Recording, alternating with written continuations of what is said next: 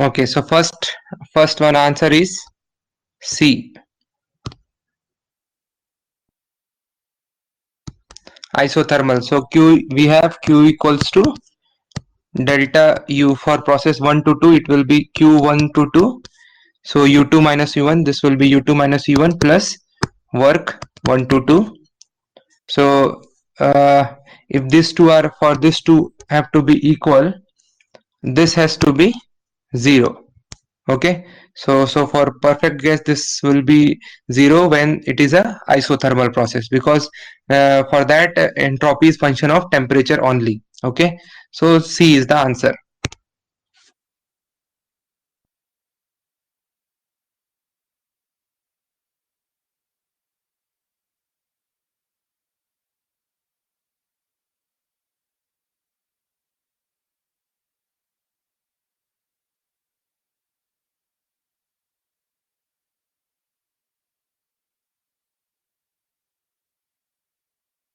Yes, 62.5.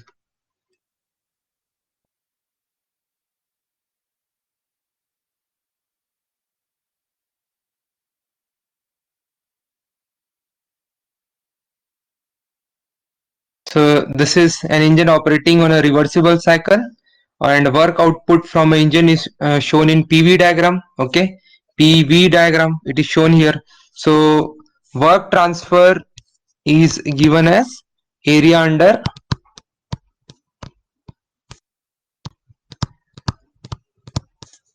PV plot.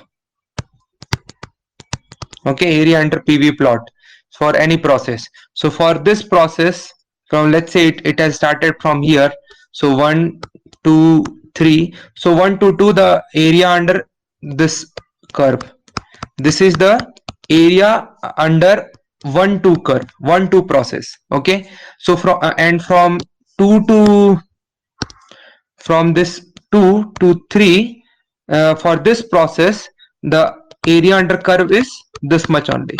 Okay, and then for 3 to 1, it is, anyway it is a vertical line. For 3 to 1, if you see, this is a vertical line, and for that the area under curve is 0. Now it is asking the total net work output, so you'll have to calculate net area. So it will be this red marked area. Okay, total red mark area, minus this blue area. Okay, minus this blue area, anyway, and green area is 0 only. So this minus this, that will indicate area under this triangle. Okay, so you calculate the area of the triangle, which is half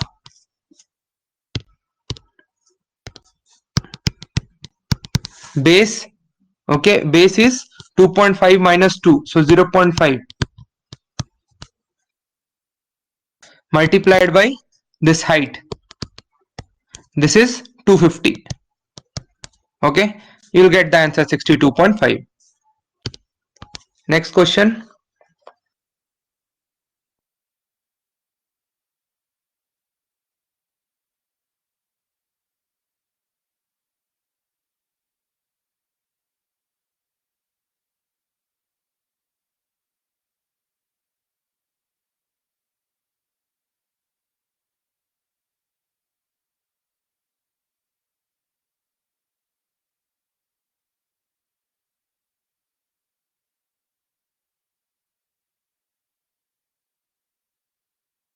Yes, answer is 2909.9.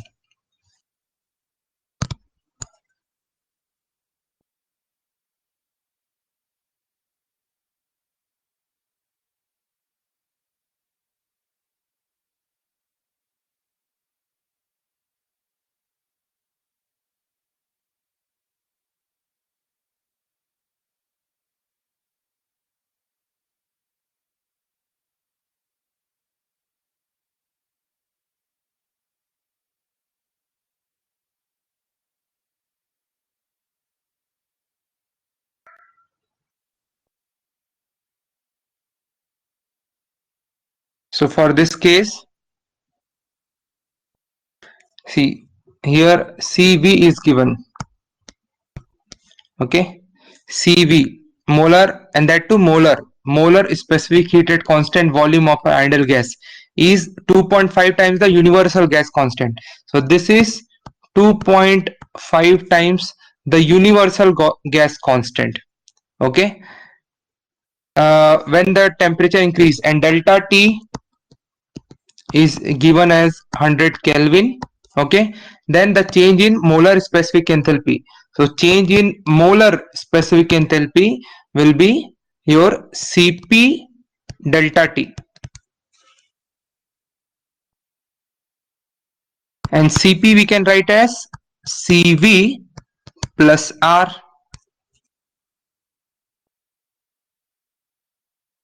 Okay. And then delta T.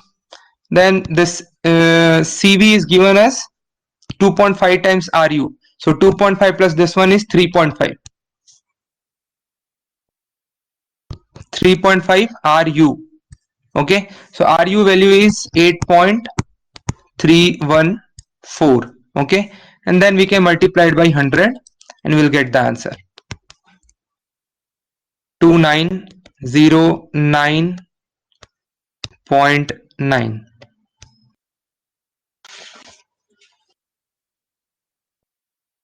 Okay. And here it is in joule per mole.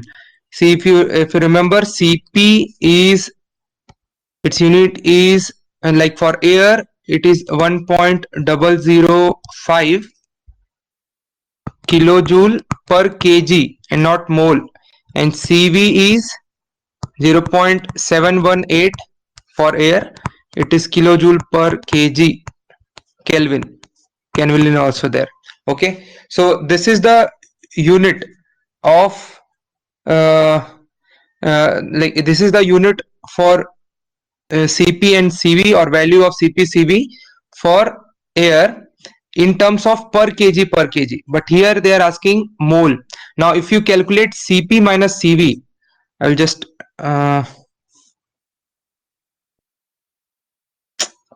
we should have delete option also. Okay, if we calculate this Cp minus Cv, okay, then we'll get this value as 0.287. Okay, 0.287, and this is nothing but your R. This R is what? Characteristic gas constant. This R is characteristic gas constant. So they are in terms of kilojoule per kg. So this R is also 0.287 kilojoule per kg. Okay, so they are means the unit is kilojoule per kg, not in terms of mole. Now here they have asked in terms of mole. So if we are asking in terms of mole, we'll have to write here then this Cv and this Cp, they are in terms of mole. Okay, their unit is joule per mole. Okay, more and then Kelvin. Okay, so there is the difference. So if we talk about this Cp and Cv, then this Cp minus Cv is universal gas constant Ru, and whose value is 8.314. Okay, then in that case this Cp and Cv value is your in terms of mole, joule per mole Kelvin, and not this value here. This Cp value is not 1.005. Okay, this difference you should understand here.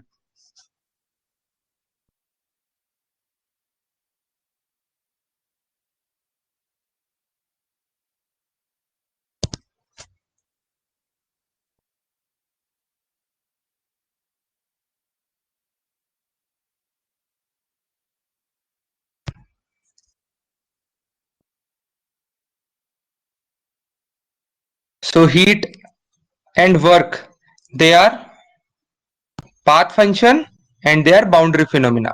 They are not exact differential, they are inexact differential.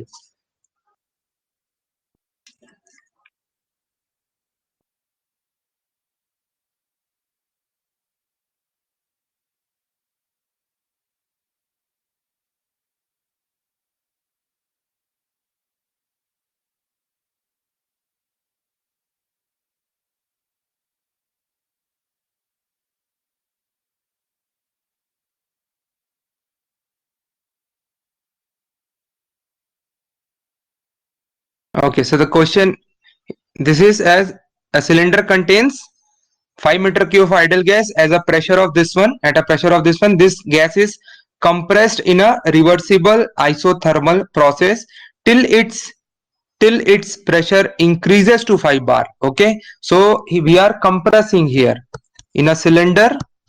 We have this gas, okay, and we are compressing, so we are doing work on this system. Okay, so what is the work required for compressing? What is the work required for compressing? So for that, and that too in a isothermal process. So we know we have work transfer in isothermal process, work input in a isothermal process as P1 V1 ln P1 by P2. We have P2 by P1. Sorry, V2 by V1. We have in our equation it is P1 V1 ln V2 by V1, or we can write P1 V1 ln P1 by P2. Okay, for isothermal, because here 5 bar and 1 bar, two pressures are given. Initial and final pressures are given. If initial final volumes are given, then we can use P1 V1 ln V2 by V1. Okay, now if you see P1 is 1 bar, P2 is 5 bar. If we calculate here, we'll get obviously in negative. Okay, so we'll get minus times 804. Now it is asking what is the work required. Anyway, option is there, so all option is in positive, so no confusion of positive or negative. But here it is asked work in kilojoule required for this one, so 804 is required.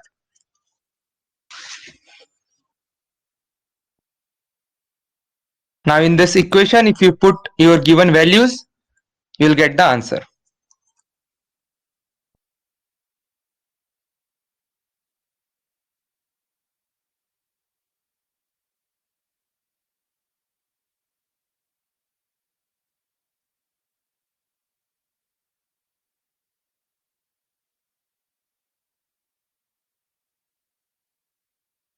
So heat and work are path function. We know this thing. It is not a property. So these two anyway gone. Now point function, it is for property only. So this also gone. So only option left is path function. So heat and work are path function.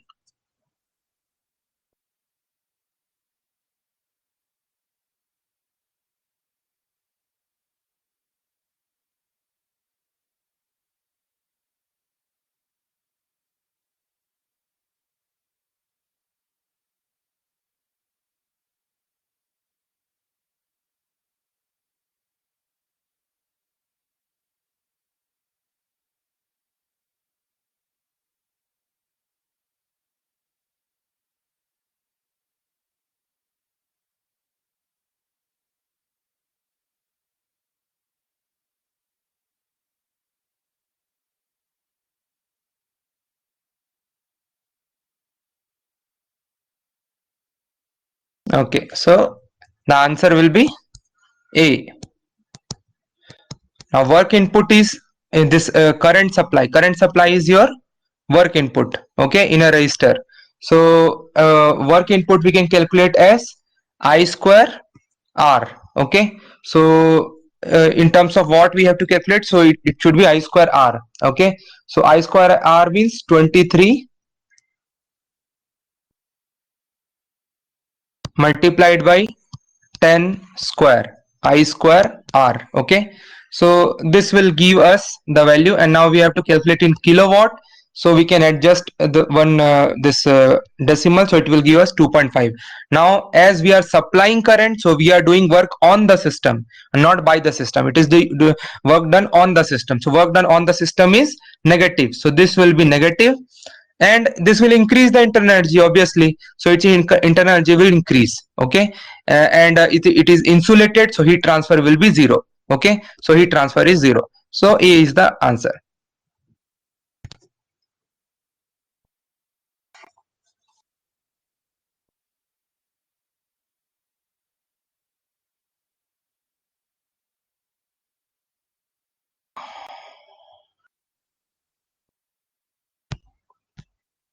Okay, so the answer here is A. Easy question. Quasi statically at constant temperature, so isothermal work transfer. isothermal work output only it is asking. Okay, so we can see what is given. Okay, now here pressure, initial pressure and initial pressure and final volume, initial volume and final volume is given. So work transfer is P1 V1 ln V2 by V1. Simple. Put the value, get the answer. So 8.32 will be the answer for this one.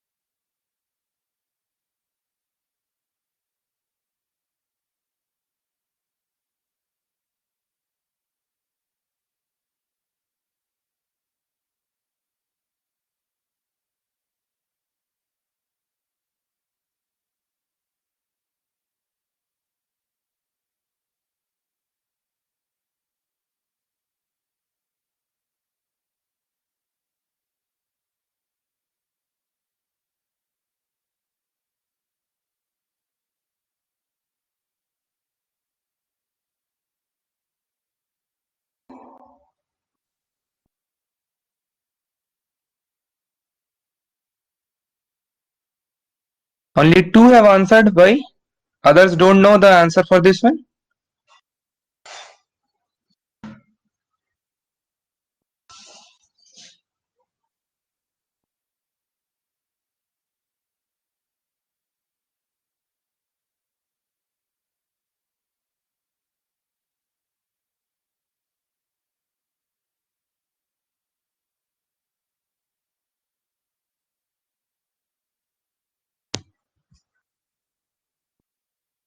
11 participants are there. At least you means for this one you can answer. No, you have doubt for this one. We have seen this thing already in the class.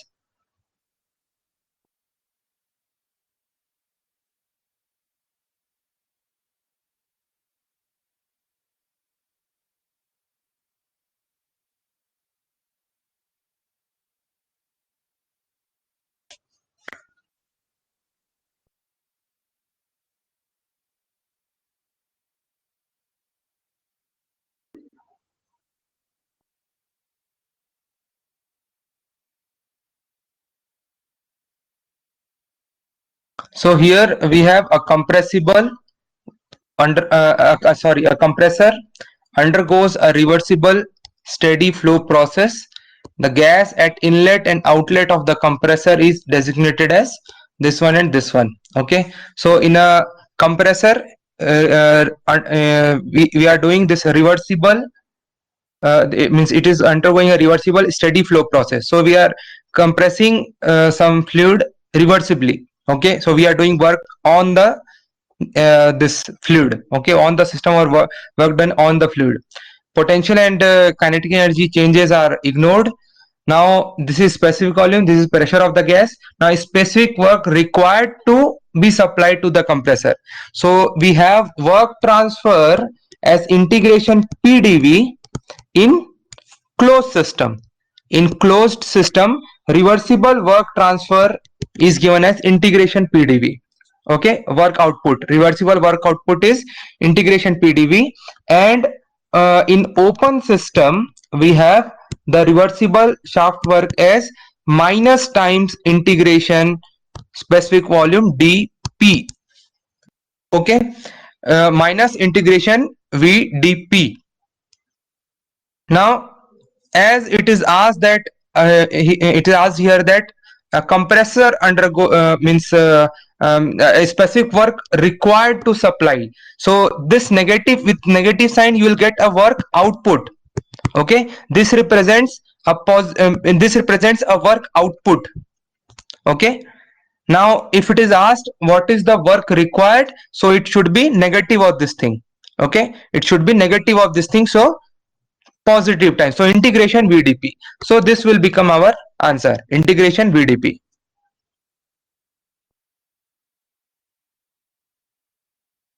Clear?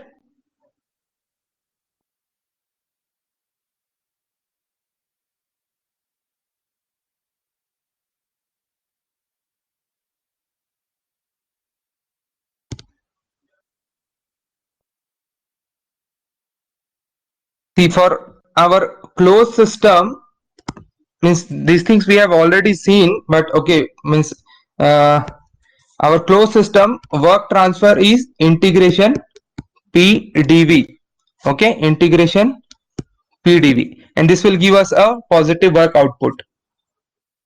For open system, the shaft work output what we get is minus times integration VdP.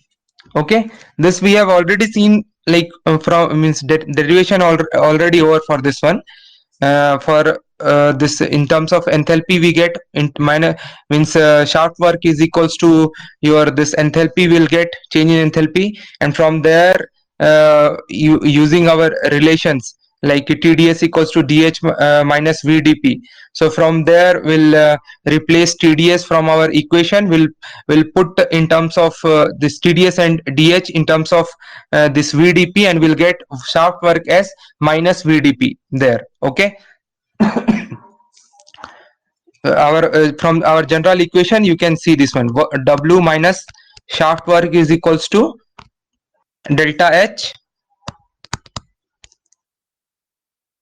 plus change in potential energy plus change in kinetic energy, and TDS minus TDS is equals to, so integration of this one, integration of TDS equals to integration of this one DH, which is delta H, minus integration of VdP.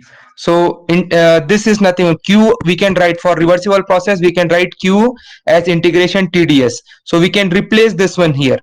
Okay, we can replace this one here. So we'll get in and so we can replace Q as delta H minus integration VdP.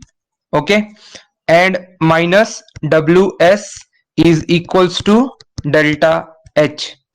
We can write like this, and we'll get this delta H will cancel out. So shaft work output, the positive shaft work output will be minus integration VdP.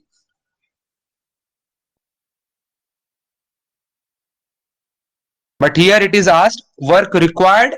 So for work required, we'll have to put as a in a negative sign, with negative sign. So it will become integration VdP.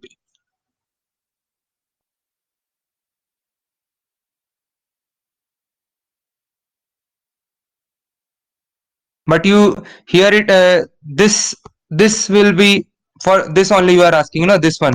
This will be answer when it is incompressible.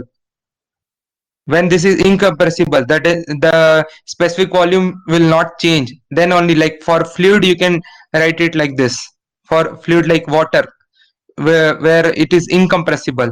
But in the question it is not asked like whether it is a this one compressible incompressible. In fact we are it is a compressor. So and okay, gas is also written, so it is a compressible substance.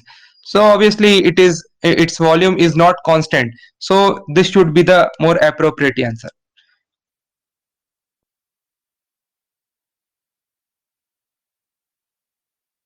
If it is water, then okay, after integration we'll get this result.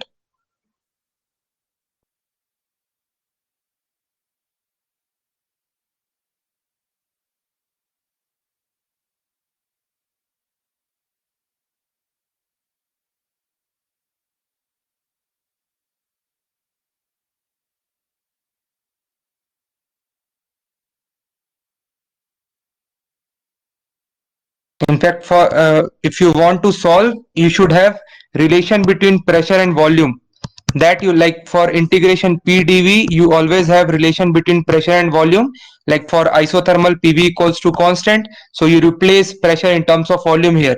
Like that, if here also you will have some relation between pressure and volume. That relation, like for let's say for your general equation polytropic process, if it is PV to power n equals to constant, okay, then you replace V in terms of pressure here, then you integrate, then you will get the final work output.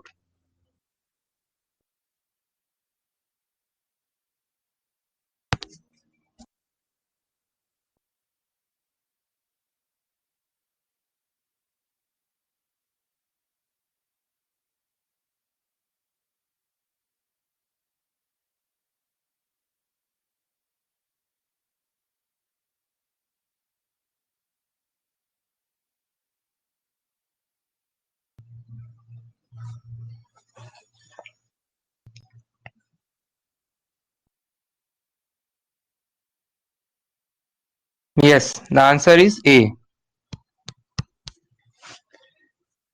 Here from right from here, if we start, let's say if we can divide this into, let's say, two part. We are starting from here, we are going through this cycle, so this much will give you a positive work output. Okay, this is thermodynamic cycle and we'll get a positive work output here. Okay, because it is area under PV curve, so this will give you positive work output. And then this, if we go through this process, so this wala portion will give you the work input. So net work out, net work is given as this pura, means this pura area minus this area, which is the shaded area. So shaded area represents the work, net work. Shaded area represents the net work output in a in your given cycle. Okay, so the area under PV curve, this represents your work output. Okay, and this work in a cycle, we know it is integration of network is equals to cyclic integral of network is cyclic integral of net heat. Okay, so similarly, cyclic integral network will be area under net area of this cycle. Okay, so this will be your work transfer. Now area under TS plot, area under TS plot represent heat transfer.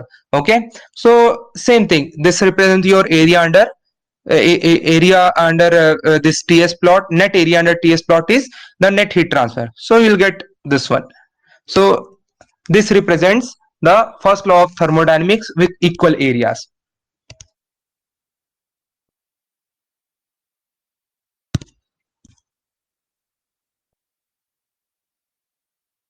And if you take ulta wala sign there, then you will get negative in answer, so area will not be equal. In fact, with negative you will get the answer.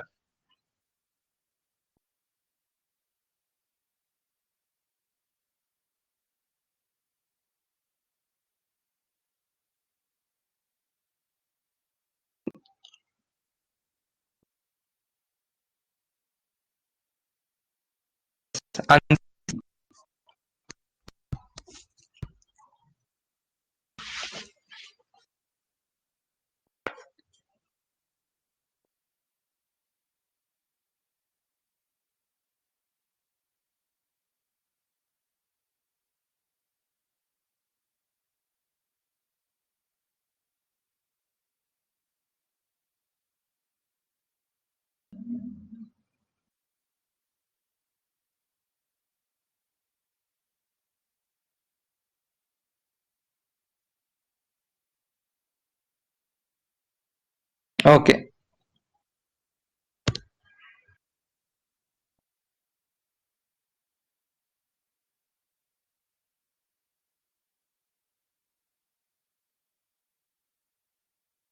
simple only. A gas contained in a cylinder. Okay, and work required for compression is this one.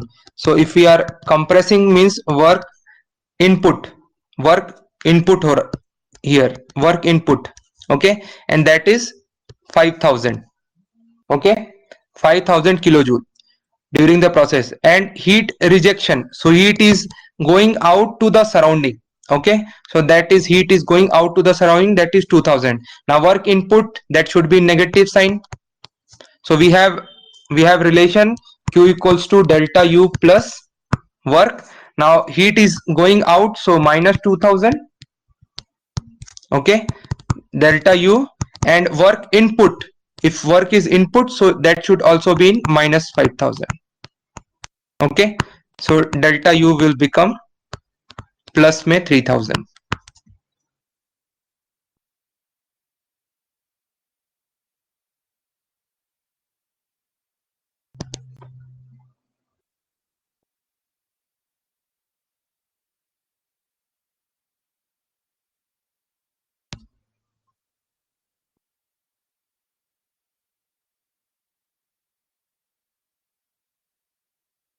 Yes, answer is 14.3.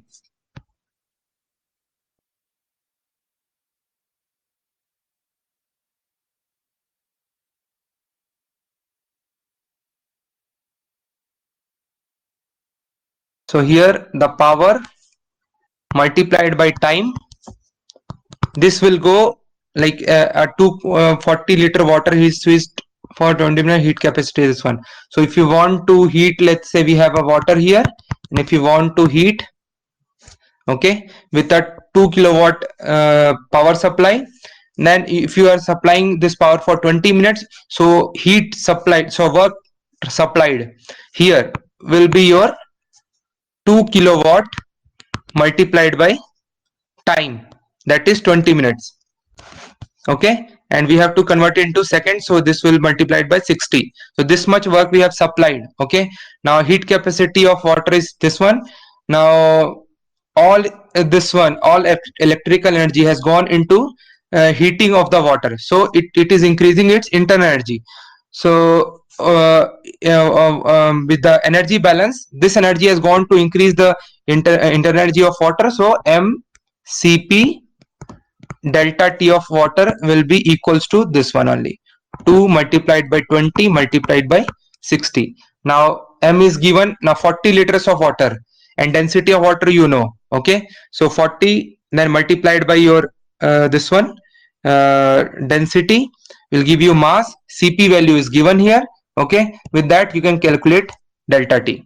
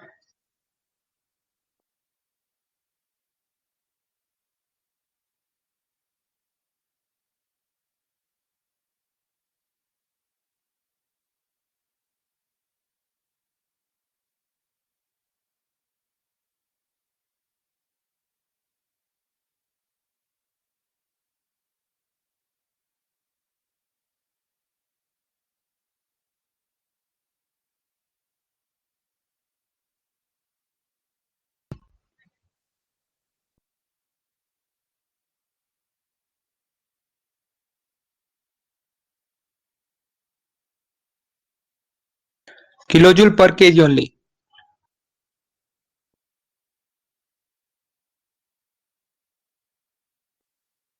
No, here it is not written that it is insulated. It is not written, means while we were studying about turbine, there also I have told you that it is not necessary that this should be insulated. If it is given in the problem that some heat is being transferred from here to there, then definitely this Q should be considered in your question. Even if it is 1 kilojoule, then also means if it is given in the problem that you consider, because if here it is written kinetic energy and potential energies are negligible, so that you can neglect, it is given in the question. Otherwise you will have to apply steady flow energy equation and you find this Q. So you apply a simple steady flow energy equation, Q minus work is equals to, now all are in per kg, so Q minus work is equals to H2 minus H1 plus change in kinetic energy plus change in potential energy. Those two terms are 0. Okay. Now it is written with the enthalpy, enters with an enthalpy of this one, and with an enthalpy of this one, leaving means discharge at this one. So H2 is given. Okay. 2700 minus 3000. Okay, and the work output is 250, so you write 250 here. Okay, Q minus 250 is equals to this thing. Now you solve it, you will get the answer. 50 kilojoule, that too in negative. So this indicates that the heat is going out from the system.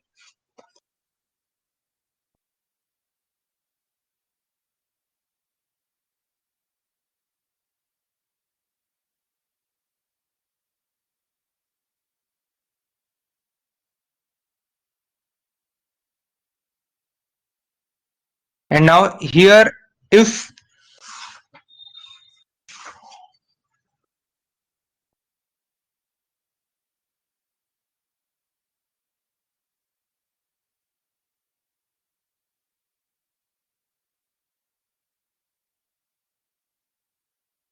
now here mass is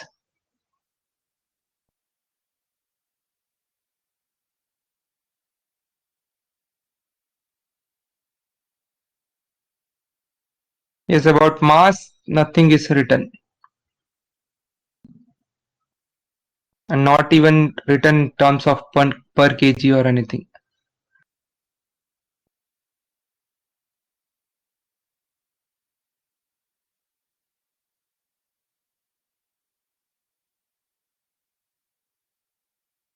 And if we don't have any data also to calculate this mass, for that we require either mass flow rate or density or something will is required for that one. That is not given.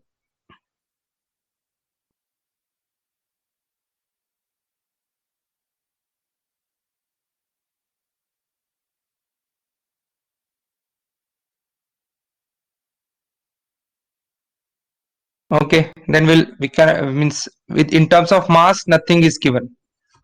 So we'll have to give in terms of per kg only.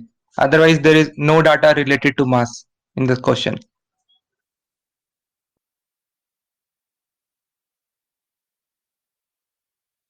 Please get 2000. Okay, I will check this question one more time anyway, but I don't think any data is given for calculating mass for this particular question.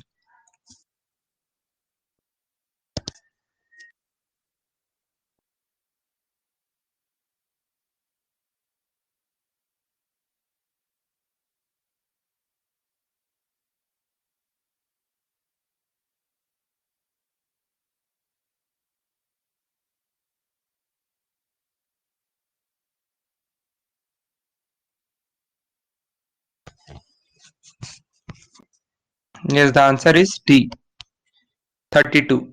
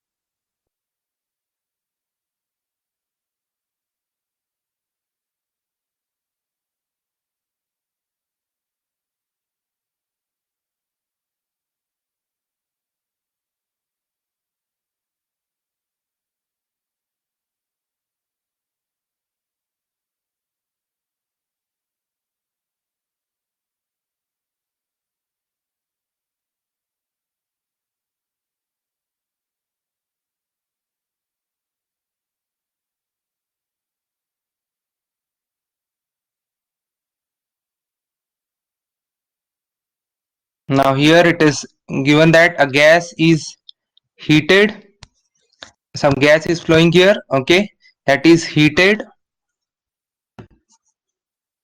through this 101 kilowatt electric heating system. Now gas enters heating section of duct with these values. At inlet we have these values with a volume flow rate of this. If heat is lost from the gas in duct to the surrounding at the rate of this one, now heat is also being lost to the surrounding, so some Q is lost, okay.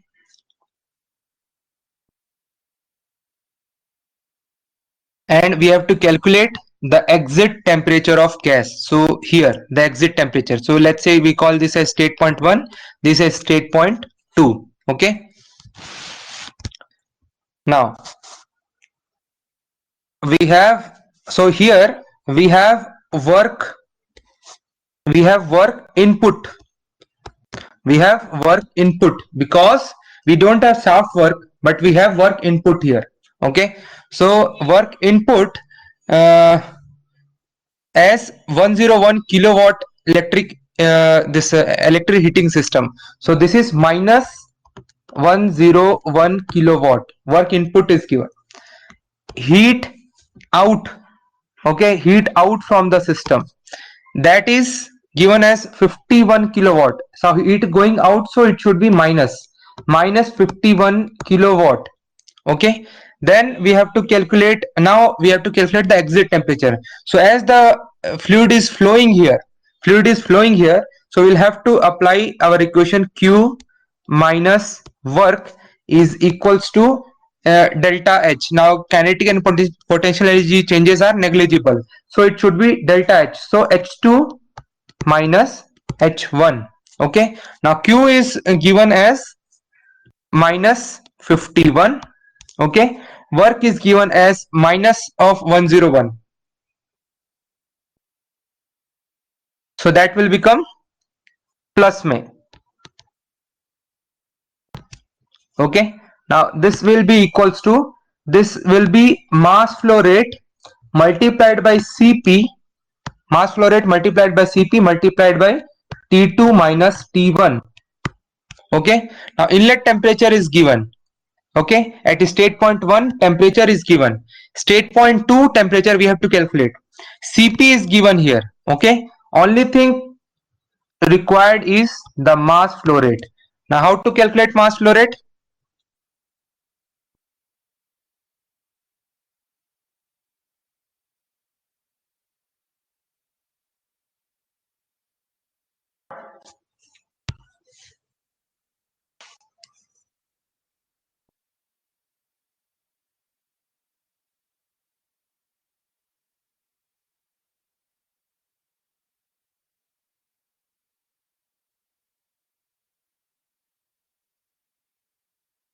Yes, correct. So we have, yes, correct, we can so we can apply this equation as, see here we know volume flow rate. Okay, and we have to calculate mass flow rate. So we can rewrite this equation as, our ideal gas equation as, P multiplied by volume flow rate is equals to mass flow rate multiplied by R multiplied by T. So we know pressure at state point 1, we know the pressure, we know the temperature, we know R value. Okay, we know this R value. Okay, now we know volume flow rate also, volume flow rate will be constant. So okay, not, no, it should not be constant, mass flow rate should be constant, not volume. But at state point 1 the volume flow rate is given. Okay, so this volume flow rate is given, this value is constant, it is given, not constant, the value is given at state point 1. So from there we can calculate this mass flow rate. Now we can put this mass flow rate here and we'll get the answer. Note down quickly.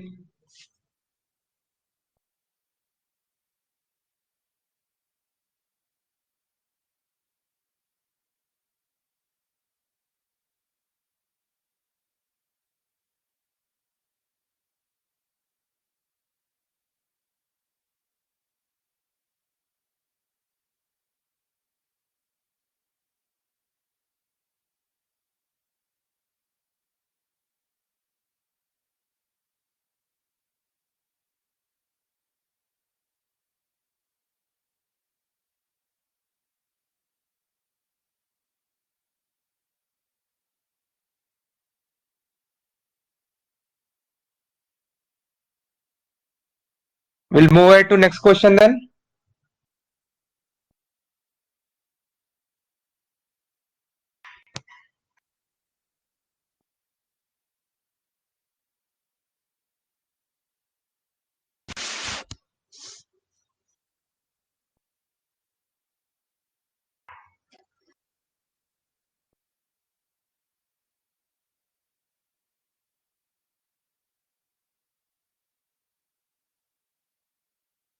Yes, correct.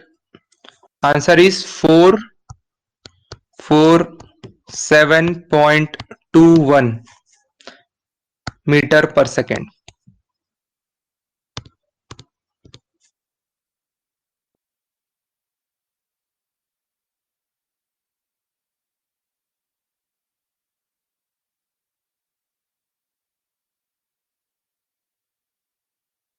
Solve it, solve it. I want everyone to solve this, at least this question.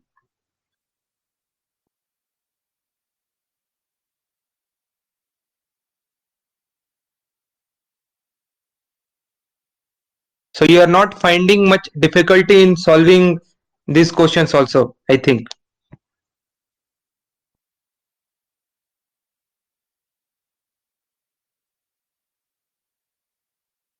They are straightforward, means straightforward type of questions. Put the value, get the answer. Yes, all are formula based only.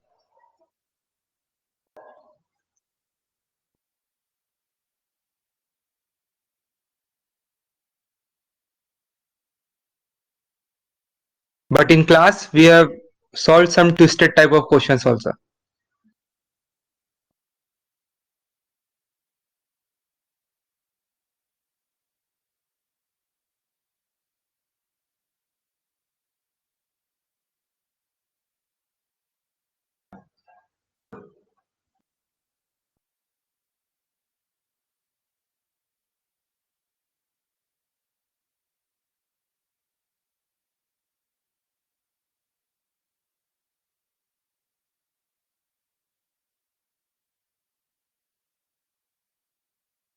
Okay, we'll see.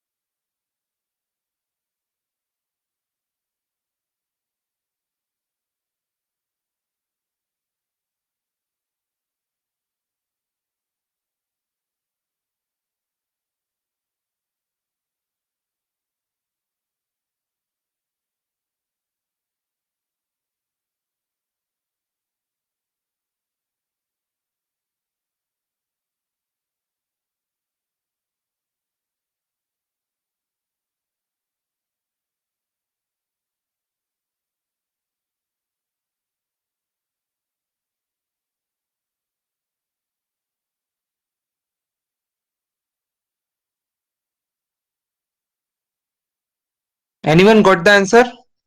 Anyone else?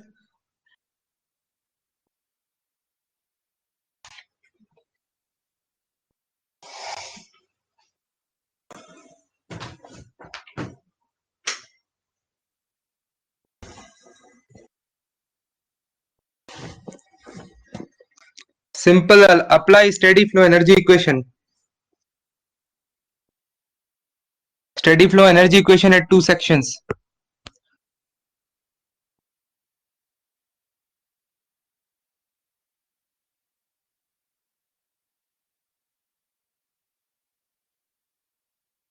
So here initial velocity is 0, final velocity we have to calculate. Okay, yes, 447.21. So means initial the with steady flow energy equation we have q minus work q rate work rate equals to delta h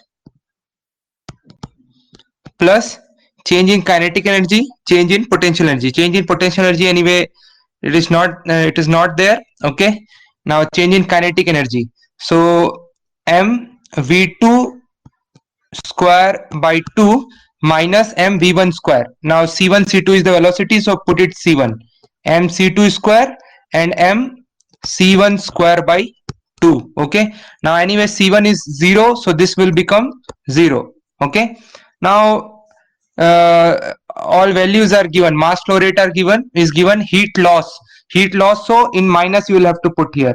Okay, minus 5. Okay, then 10 to power 3 because it is in kilowatt, so 10 to power 3 minus work is not given.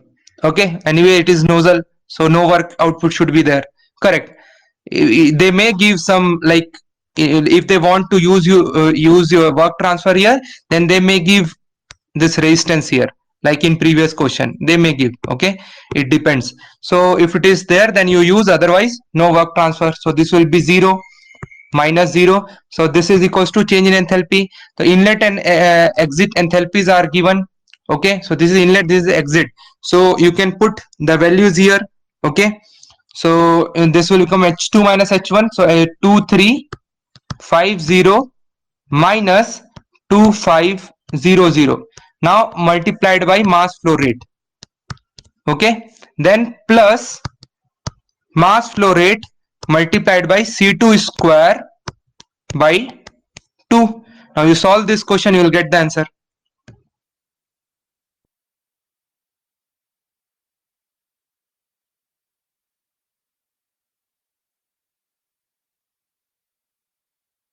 No, it is not necessary. You should always use steady flow energy equation and neglect the things which are given in the problem that you neglect, otherwise you consider, because the formula what we have derived, that is having some assumptions, like in turbine only we have considered it is insulated, so heat transfer is 0, but actually it is not. In nozzle also heat transfer is 0, it is considered heat transfer is 0, but actually it is not. So that time also I have explained that we are like getting those formulas with some assumptions, but if in the if in the numerical or in the question it is mentioned that you have to consider heat transfer, then you will have to consider na.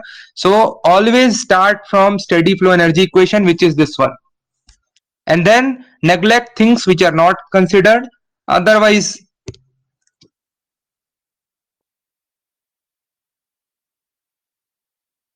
Okay, so for this question over, and this question,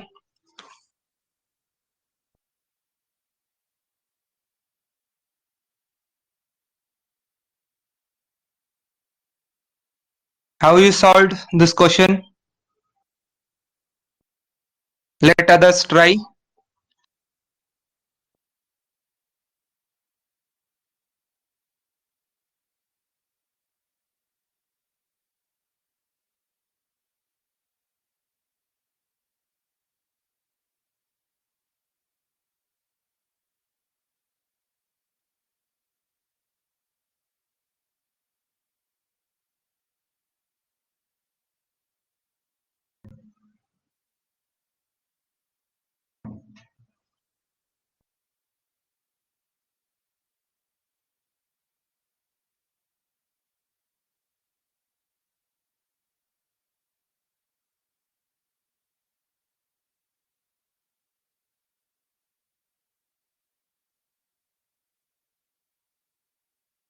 Yes, correct. Means we'll have to calculate final pressure, then we'll get final temperature.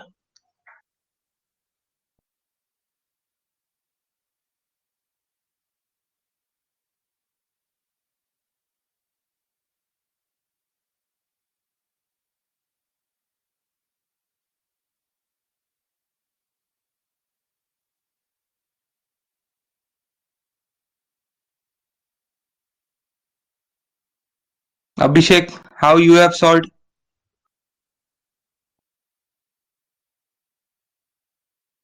No, 147 is the answer.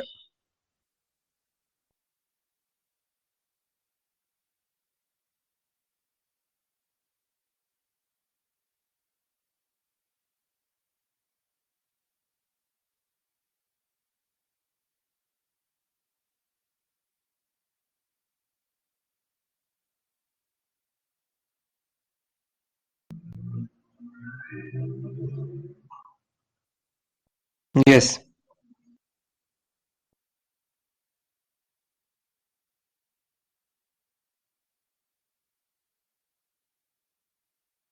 yes, correct.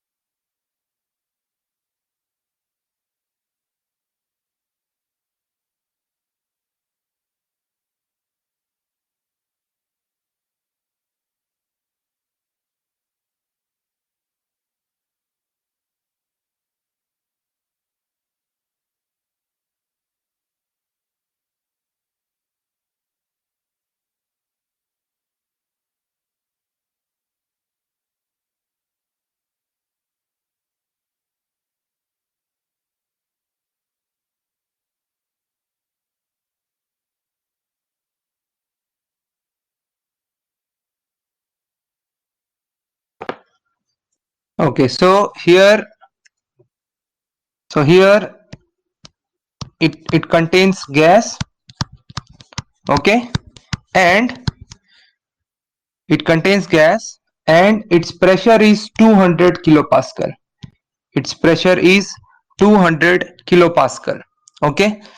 Now, if you see here, the pressure of atmosphere is 100 kilopascal. Okay.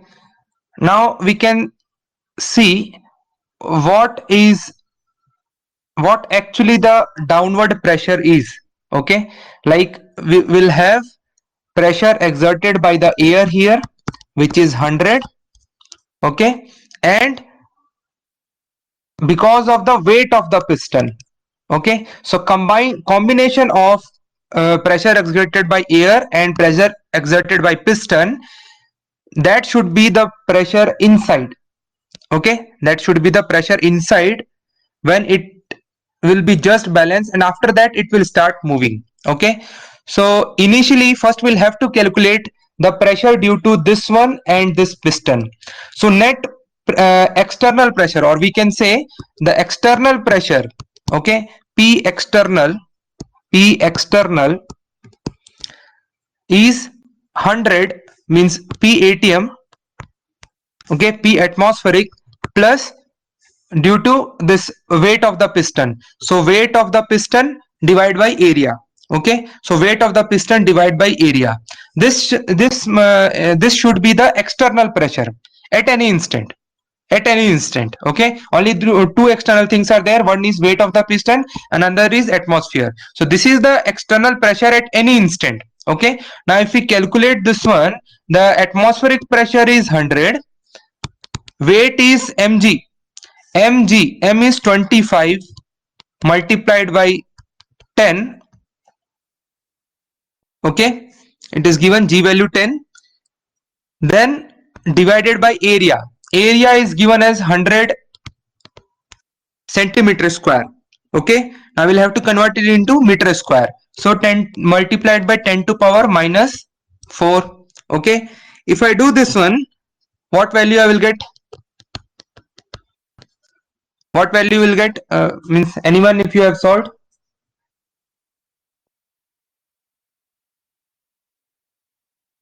Okay. So 125. 125 kilopascal. Anyway, means it is simple calculation also. If you see 10 will cancel out only. Okay. So 125 kilopascal. Okay. Now external pressure is 125 kilopascal. Okay, and internal is 200 kilopascal. So this is more and this is less. So, and here we have used stopper, so this piston cannot go in upward direction because of this stopper. Okay, it can only move down if this pressure is less than 125. Okay, so the limiting condition, the condition when this piston will just come start moving down is when this pressure becomes equals to the external pressure. Okay, means this has to come down. Anyway, it is not a insulated one. If it is not a insulated one, means what will happen? The heat will transfer from the system to the surrounding. If heat is transferred from the system to surrounding, its pressure will at constant volume its pressure will reduce. Its pressure will reduce and will reduce from 200 till 125. Okay, external pressure is constant 125. Okay, and internal is 200. Now we'll have to reduce this pressure by heat, taking out heat from this system, so this pressure will reduce. Now till this 200 value become 125, this piston will not move. Now the limiting condition when this 200 will become 125, then this piston will start moving down, and that only will have to, at that particular instant only we'll have to calculate the temperature. So obviously temperature is changing because the heat is coming out, so pressure is reducing, temperature is reducing. Okay, now when this will start moving, at that instant the volume will be same. At that instant the volume will be same. Okay, initial volume, final volume is same. So what we can use is constant volume process. In constant volume process, the heat is coming out. Okay, so if volume is constant, so we know p v by t equals to constant from your ideal gas equation, pv equals to mrt. So we can write pv by t equals to constant. So as volume is constant, so we can write P1 by T1 is equals to P2 by T2. Okay. Now initial pressure is given as 200 kilopascal. Initial pressure is given as 200 kilopascal. Okay. And initial temperature, this is also given. Okay, as 400 degrees centigrade initial temperature. So this one is P1 T1. So P1 T1 is given. P2, what P2 value will take 125, because final pressure will be 125. We'll take this 125 and T2 value we have to calculate. Okay, you'll get the answer. And put temperature in Kelvin, not in degree centigrade, not directly 400.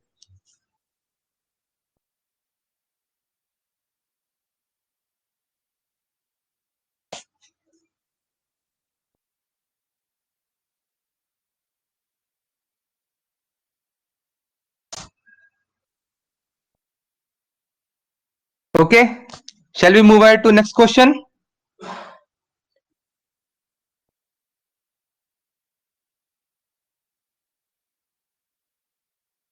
Yes, if it is moving, then it is not a constant volume process. But in question, if you see, they are asking at which the piston will begin to move. It will just start. That's why at that particular instant, when it will start moving, at that particular instant, the internal pressure and external pressure will be same. That's why we are taking internal pressure as 125 only.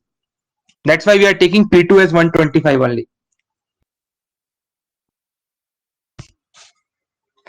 So at that instant, the volume, initial and final volume is same only.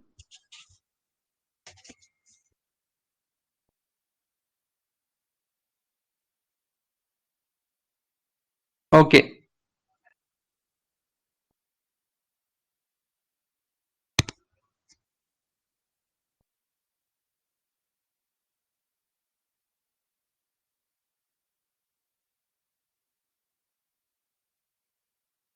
Yes, 15.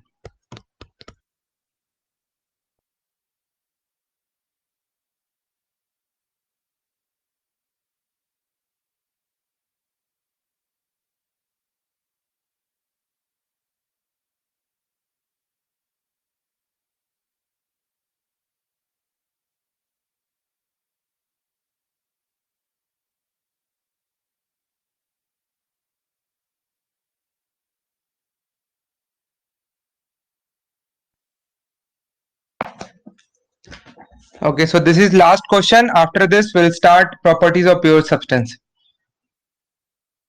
Remaining questions we'll solve in next class. Did you guys have any doubt in any question? That we can discuss if you want.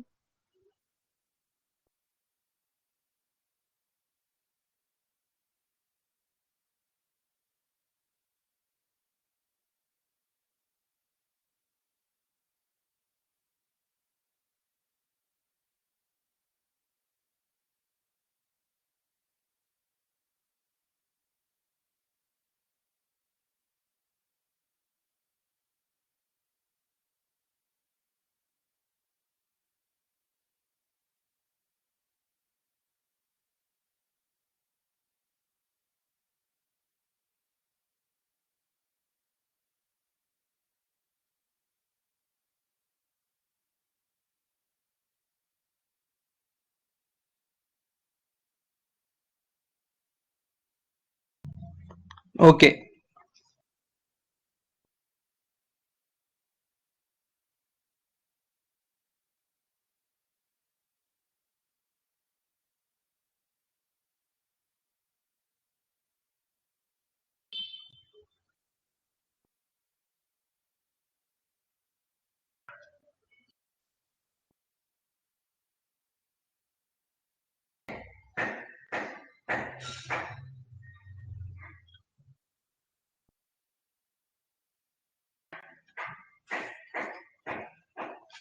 Question number 8 and 9 only you are asking?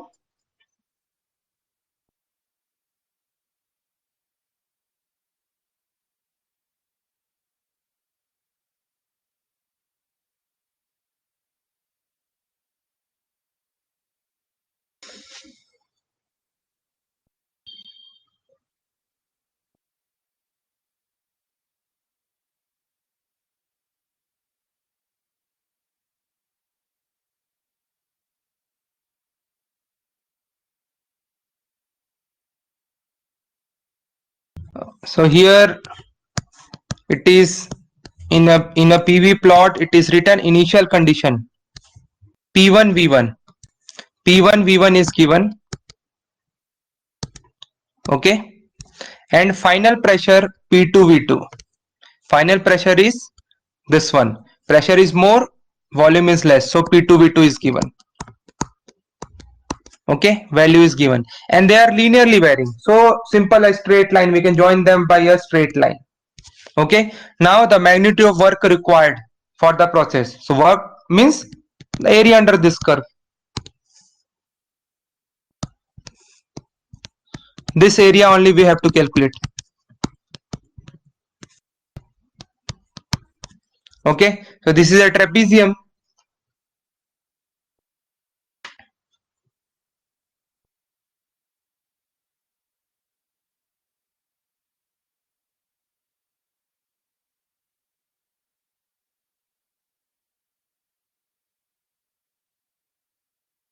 Now you can calculate simple the area of trapezium, you know, half sum of parallel side, which is P1 plus P2. Then distance between them. Now distance between them is this. This is V2. This is, sorry, this is V1. This is V2. So this is the distance. So we can write as V2 minus V1. You will get the answer in negative, but it is asked in the question as the magnitude. So you can calculate it and put the magnitude here.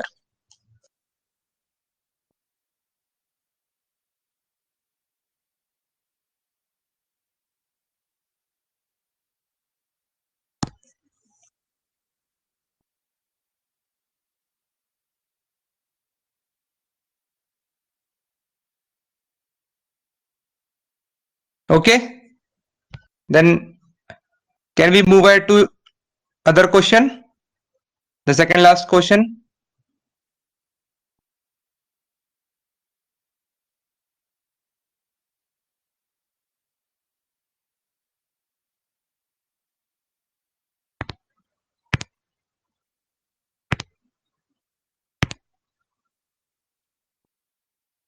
This question.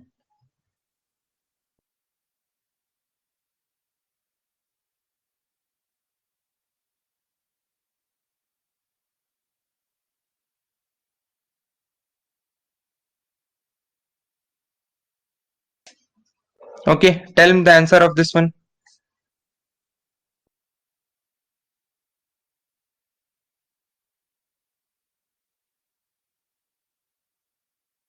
Yes, 1 2 8 5.4.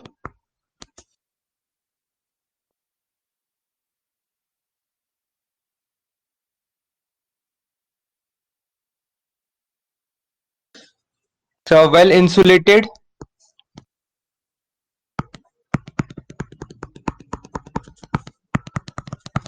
rigid container, volume is given 1 kg of ideal gas, volume and mass is given, cv value is given at a pressure of this one, so pressure is also given. Okay, initially. Now a stirrer is rotated at constant rpm in the container for 1000 rotations, and applied torque is this one, the final temperature. So we are rotating, means stirrer is there.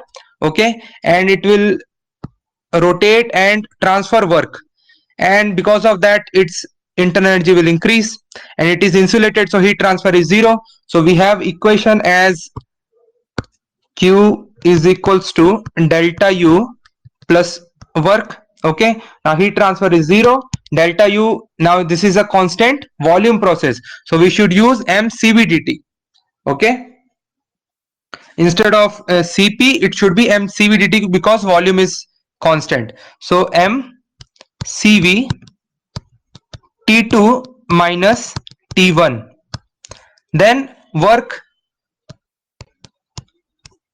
now work is because of this stirrer. Okay, so this is nothing but with this stirrer we are doing, so we are applying a torque and there is a rotation. So with this you, if you remember, the work input for this case is torque multiplied by the theta.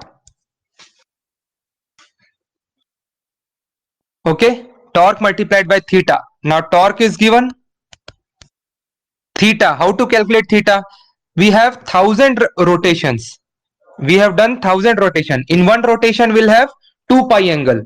Okay, in one rotation we'll have, see, theta will be, in 1 pi we'll have 2 pi angle in one rotation. Okay, so for 1000 rotation the theta will be 2 pi multiplied by 1000.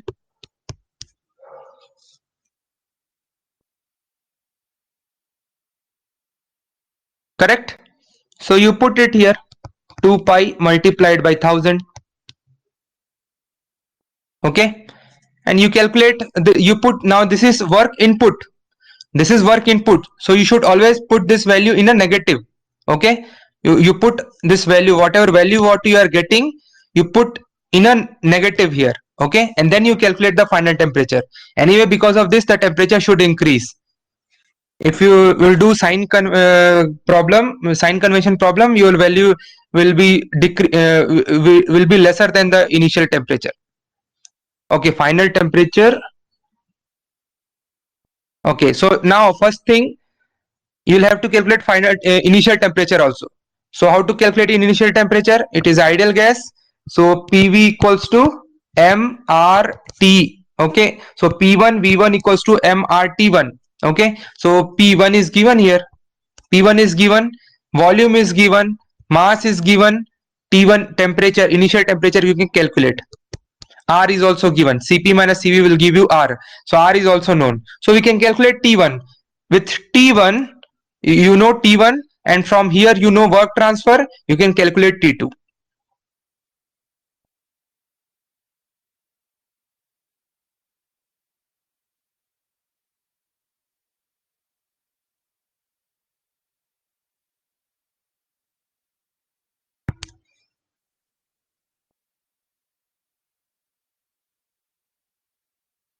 this question?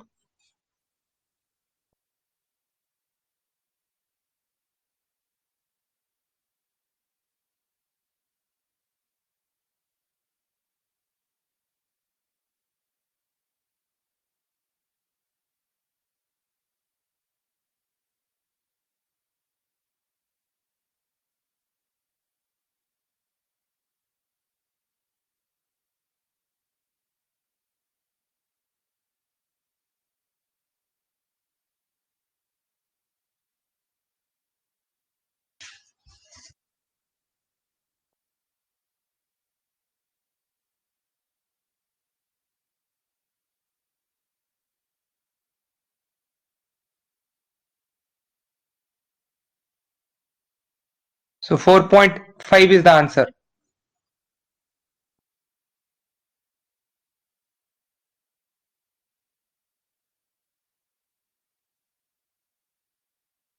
It is asking the magnitude. So magnitude will be 4.5.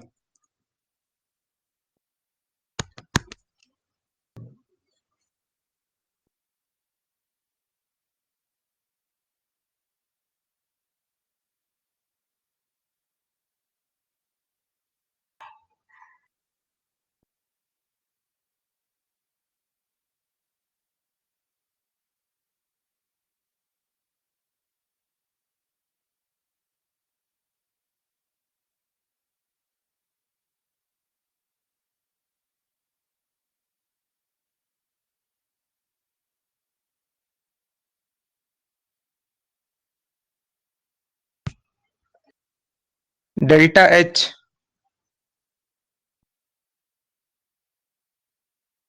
Why delta H?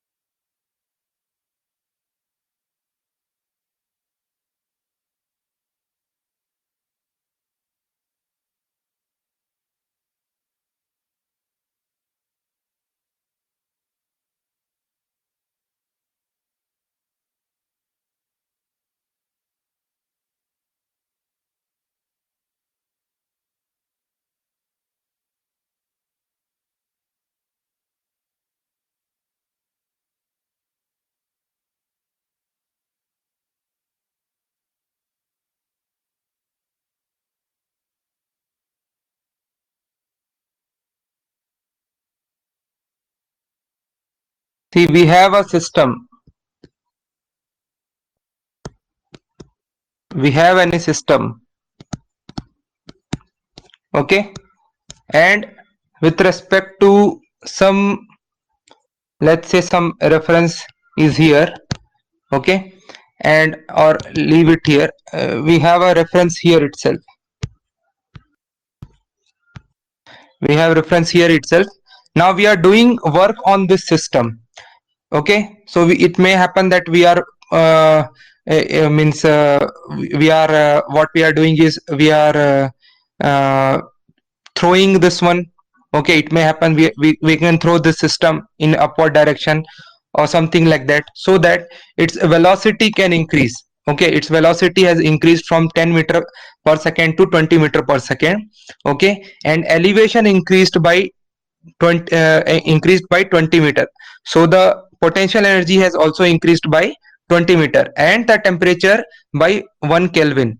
Okay, temperature of this whole system has increased by 1 Kelvin. Okay, and the mass of this system, now this it's not like this is flowing whose mass flow rate is given.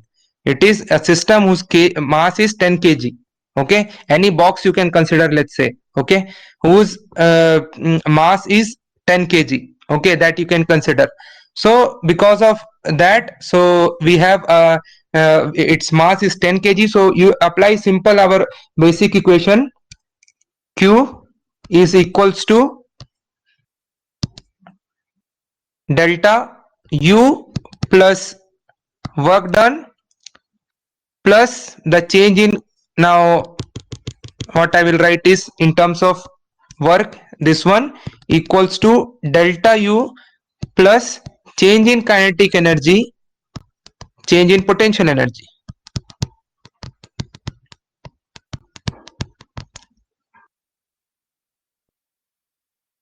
Okay, now you will have to use mCVDT here, and other values are given.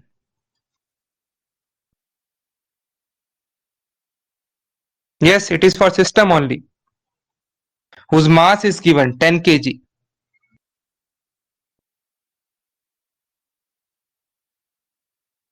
Mass flow rate is not given, no, for flow there we have flow rate.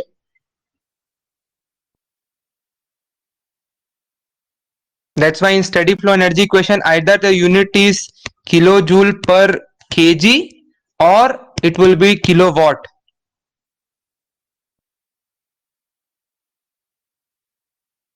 Okay, understood?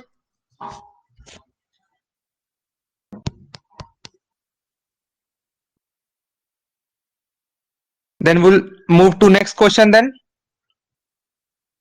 Now other values are given here. Simply you put the value and get the answer. Only thing was here we have to use delta U, not delta H. So we have for delta U also we have not changing kinetic energy and potential energy, but that will have to, we usually neglect. But here it is not, we are not neglecting. With some reference, it is having some kinetic energy and potential energy. So we have to consider. It is given in the question.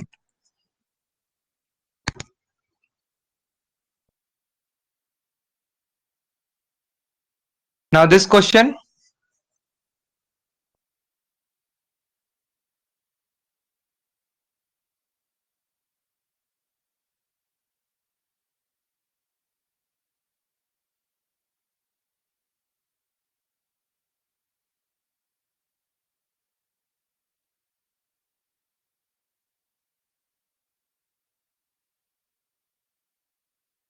Okay.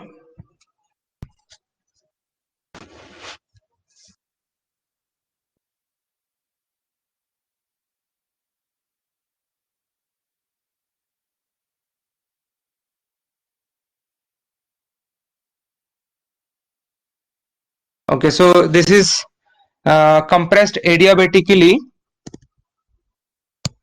So initially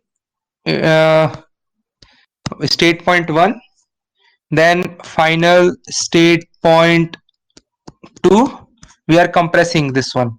Okay, so for this one we have to calculate the initial state, it is given compressed from, so pressure and temperature is given, final pressure is given. Okay, so final temperature we can calculate if it is required.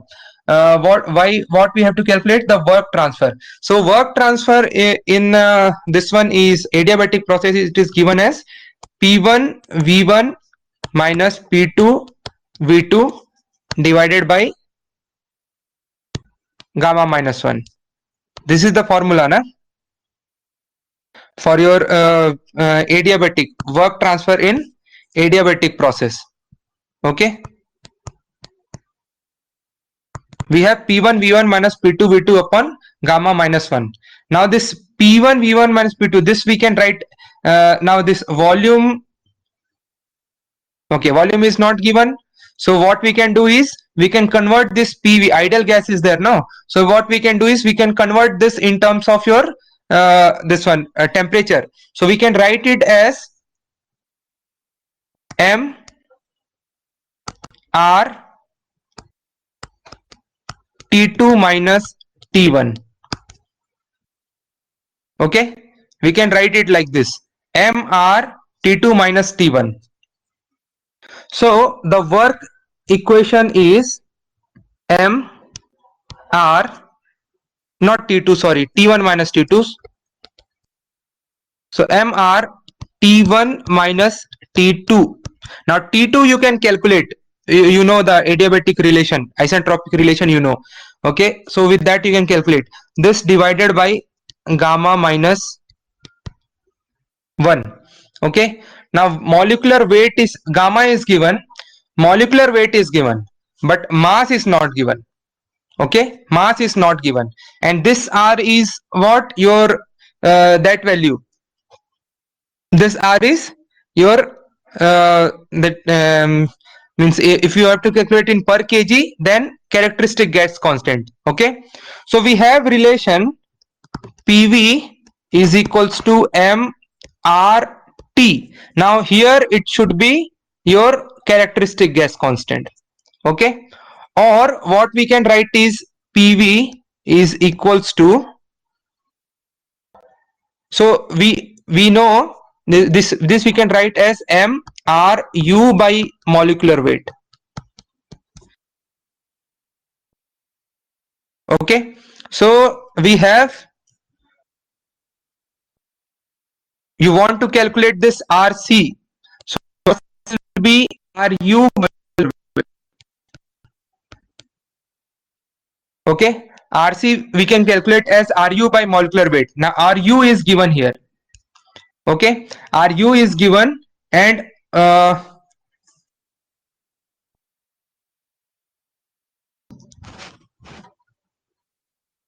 mass, okay, per kg we have to calculate. Good, per kg is we have to calculate, so this M will become 1.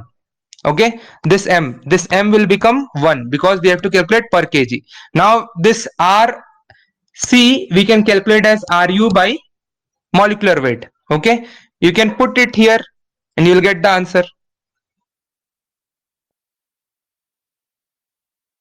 So here the final answer will be, for per kg M will be 1. Now this is RC, this is RC. Okay, so what you will have to do, we'll have to put RU by gamma minus 1 and then molecular weight also. Okay, then T2 minus T1.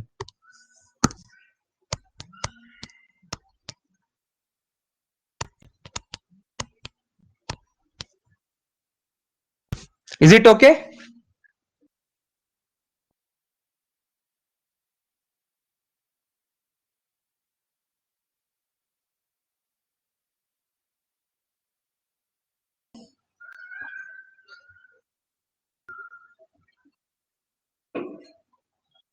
What, you have doubt?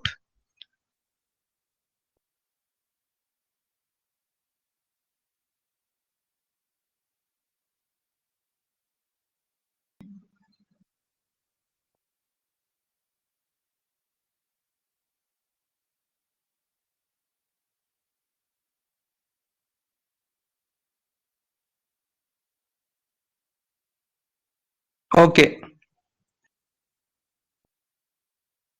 no, but you cannot do na. You will have to write RU by M. Then only you will get the answer. You will get 29. This one as the answer.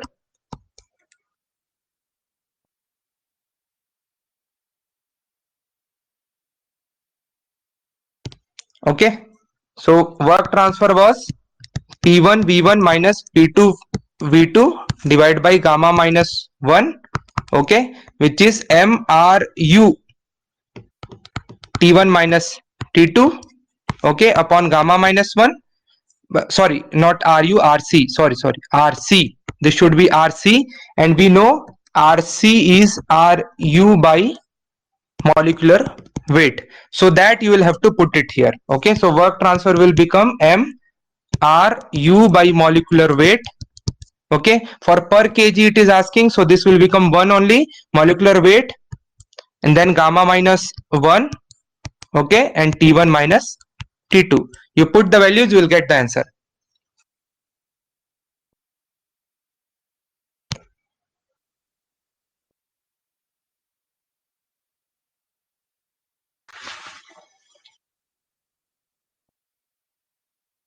Okay, now then we'll move ahead to this properties of pure substance.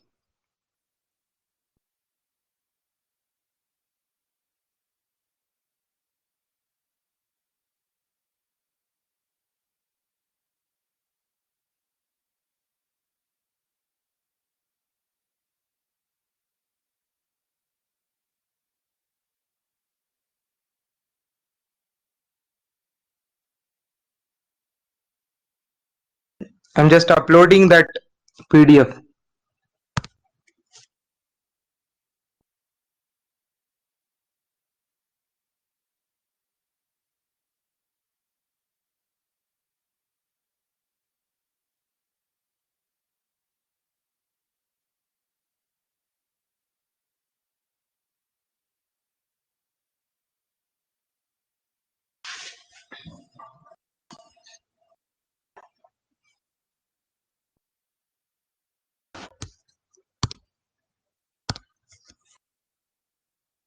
Okay, so now we'll start properties of pure substance.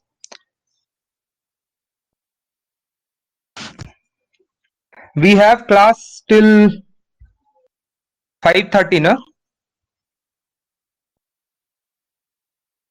Sorry, 7:30.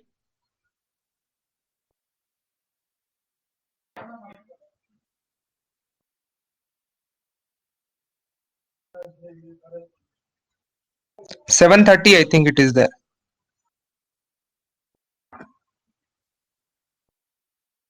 Okay. See, it is a long, like 2.5 hour class is there, so we can go a little smoothly. Now, okay, we'll start properties of pure substance. In that, first we'll study pure substance. So a substance that has a fixed chemical composition throughout is called pure substance. So throughout the composition, like through means a substance will have molecules, it will have a bonding. Okay, it will have bonding, like for water it will have hydrogen and oxygen. Okay, so bonding will be there, so with hydrogen, and the chemical composition is H2O. Okay, for that. So throughout the throughout this water, this is my, let's say, a system which contains water, so all water will have that same composition H2O. Okay, then we call this as a pure substance. Okay, that only we call as a pure substance. So water is a pure substance. Nitrogen, helium, carbon dioxide and air are all pure substances. Air, actually it is not. Okay, actually, if we say it is not a pure substance, but in our analysis we consider. Why? I will come to that. So, water, nitrogen, helium, carbon dioxide, and air, all these things are pure substance. Okay. Now, a pure substance does not have to be of a single chemical element or compound. It is not necessary that it should be like oxygen only. O2, O2, O2. It is not like that. Okay. It can be a compound also. Okay, like H2O. Then a mixture of various chemical elements or compound also qualifies as a pure substance as long as the mixture is homogeneous. Now if we have a mixture, okay, like carbon, oxygen, hydrogen, all they are forming a compound. Okay, so that thing should be uniform in the composition, like in throughout this composition. Okay, that the formula of that thing, that particular thing in combination, like so if we, let's say we have C2H2 and C2H2 and then O. Okay, C2H2OH.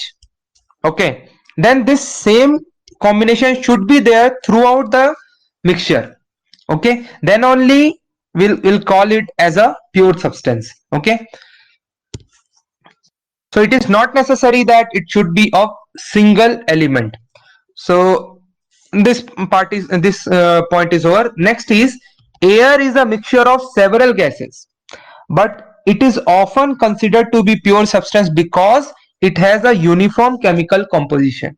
Okay, it is a mixture of very means several other gases like nitrogen.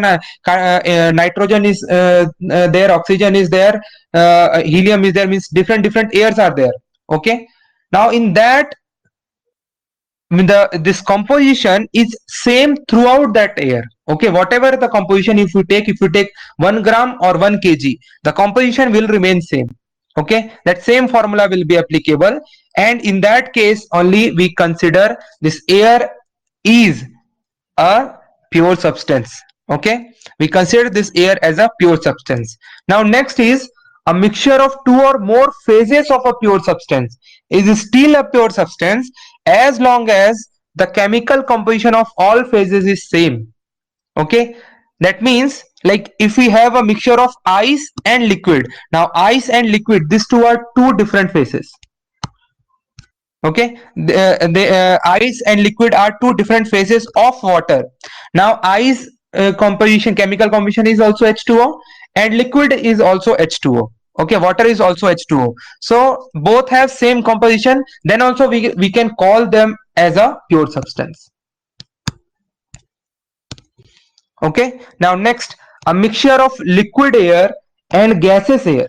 Now if we come to air, now mixture of liquid air and gaseous air, however, is not a pure substance since the composition of liquid air is different from the composition of gaseous air, because it may happen that uh, when you are cooling the gas, means any gas is there, and if you are if you are cooling and you are means initial state is, let's say it is 300 Kelvin, and then if you are cooling and you are going to, let's say 250 Kelvin. Now it may happen that some of them are still in gaseous phase. Okay, and some of them are still in gaseous phase, and some are not. So it may happen that the mixture may be not uniform in that case. Okay, so that's why in this case the liquid air and gaseous air, they are not in your, because gas will be composed, the air will be composed of different gases, no, different gases.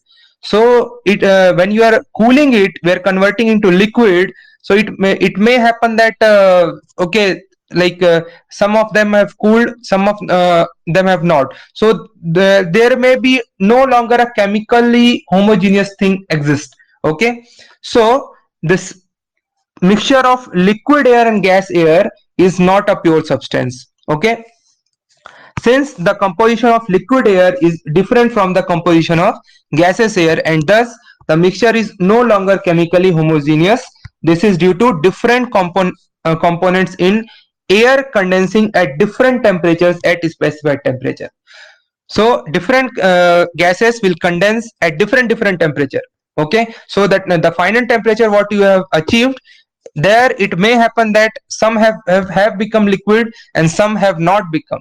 Okay, so because of that the chemical composition of liquid air may vary from the gaseous air.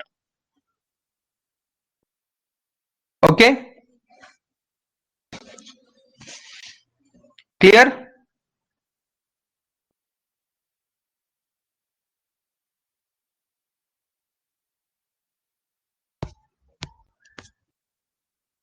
Okay, Raman, now is it okay, the speed is okay?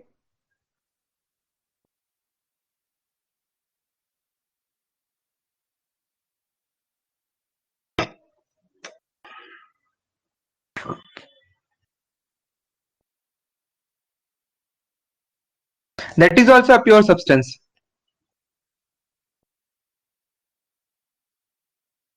Water, if formula is H2O, then it is a pure substance. Water vapor formula will be H2O.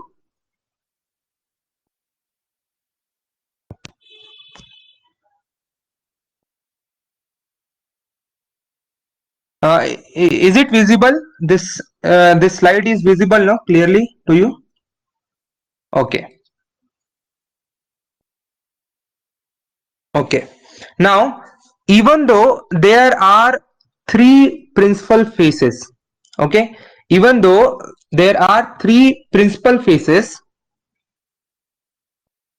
which is solid, liquid and gas, a substance may have several phases within a principal phases. So we have principal phases as solid, liquid and gas. Okay, now within a principal phase also we'll have a different phases.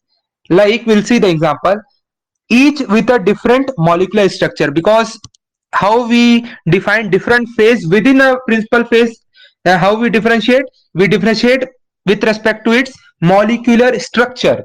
So for example, carbon may exist as a graphite or a diamond in a solid phase only. In solid phase, carbon can be as a graphite and can be as a diamond because of its molecular structure.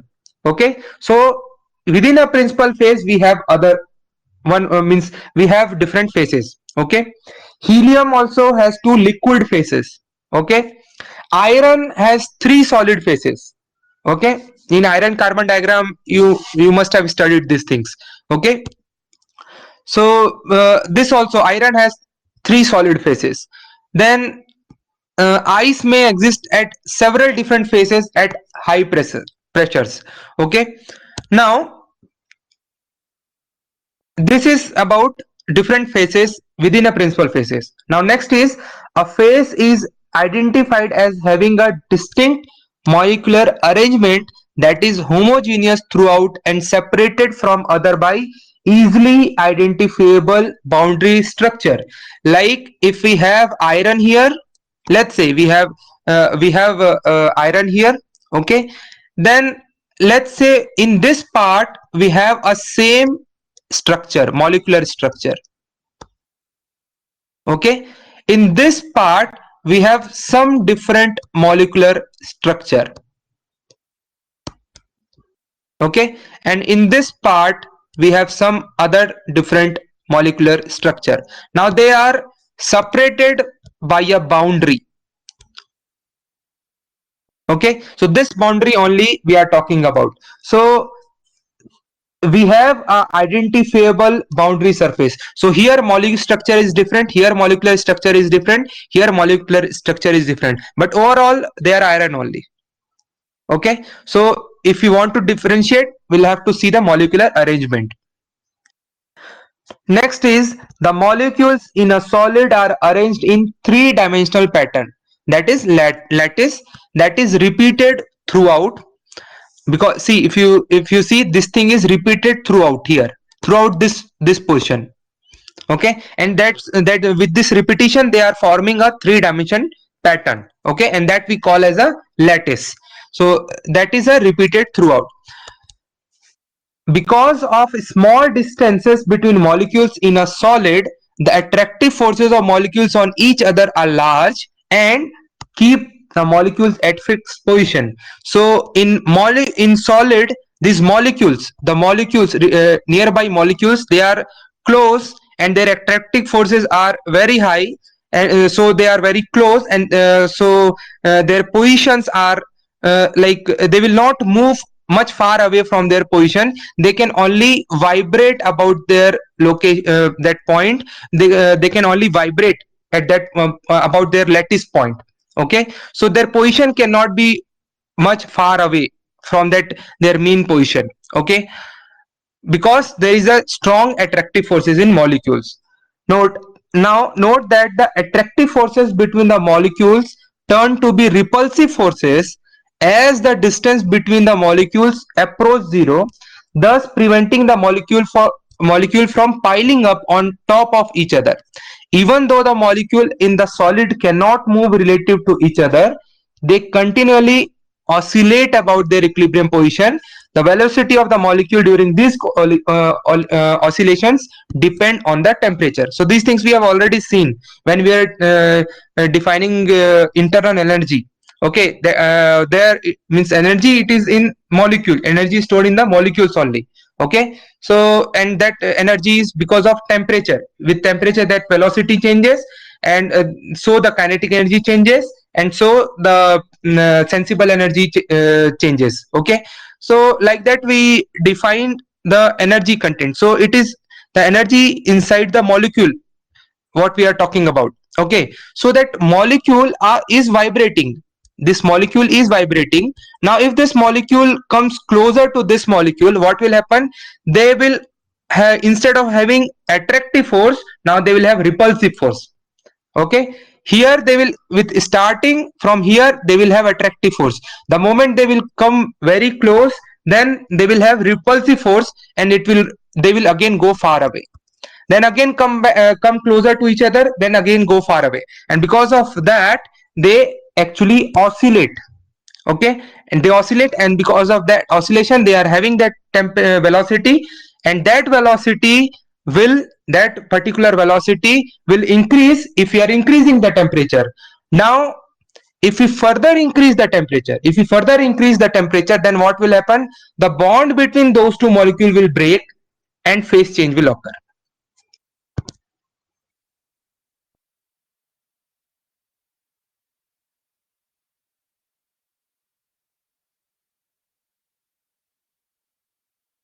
Okay, so in a solid, the attractive and repulsive forces between the molecules tends to maintain them at relatively constant distance from each other. Okay, because of attractive and repulsive forces. Now I'm not going much deeper into this thing, because this thing is sufficient. This much knowledge is sufficient. Okay, now next is at sufficiently high temperature. At sufficiently high temperature, the velocity and thus the momentum of the molecules may reach a point where the intermolecular forces are partially overcome and groups of molecules break away. This is the beginning of melting point, when the group of molecules, if we which are having intermolecular forces, that will break away. Okay, the intermolecular forces will break away, and the molecule will be apart, and then the phase change will occur, the melting will occur. So from solid will go to liquid in that case. So for that, at sufficient high temperature, so if we have some solid and two molecules are there, let's say a molecule are there, now we are increasing the temperature. Because of this, its vibration will increase, it will vibrate more, and finally a stage will come. After that, the bond will break. Now these two can freely move, these two molecules can freely move. Otherwise in solid they are not free to move, but in liquid and in gases further they are free to move. Okay, so the bond breaks, and after that they are free to move. Okay, now the molecular spacing in liquid phase is not much different from that of solid phase, except the molecules are no longer at fixed position. In our solid, this molecule will be in fixed position, only it can vibrate, and it will have strong forces between nearby molecules. But in liquid, the molecules can move. Okay, although they will be nearby only, but its position is not fixed, they can move. Okay, now they are not, means the molecules are no longer at fixed position relative to each other, and they can rotate and translate freely. In a liquid, the intermolecular forces are weaker relative to solid, but still relatively stronger compared to gases. Now, the distance between molecules generally experience a slight increase as a solid turns liquid, with water being a notable exception. Okay, in water only we have one exception. If we go from liquid, see, it should happen that molecules should go far away when we are going from solid to liquid. Okay, but in case of water, what happens? This uh, this behavior is this behavior becomes ulta for very short range. Okay, for very short range, and we'll see that very small range, what is that range, and what is the effect, we'll see that one. Okay, in coming slides we'll see that one. Now the last phase is the gas phase. In the gas phase, the molecules are far apart from each other, and a molecular order is non-existent.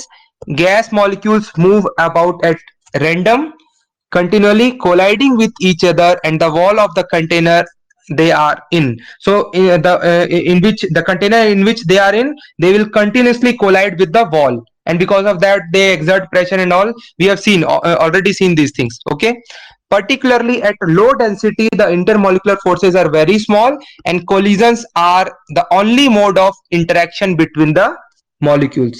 Okay, molecules in gas phase are at considerably higher energy level than they are in a liquid or solid phase. Therefore the gas must release a large amount of energy before it can condense or freeze.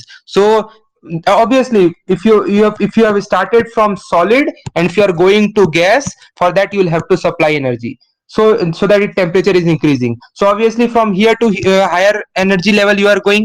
So if you are going, if you want to come back to solid, it can release so much amount of energy. And if you see the molecules are free to move here and there. So in case of gas, the entropy will be more, and this we have already seen. Okay,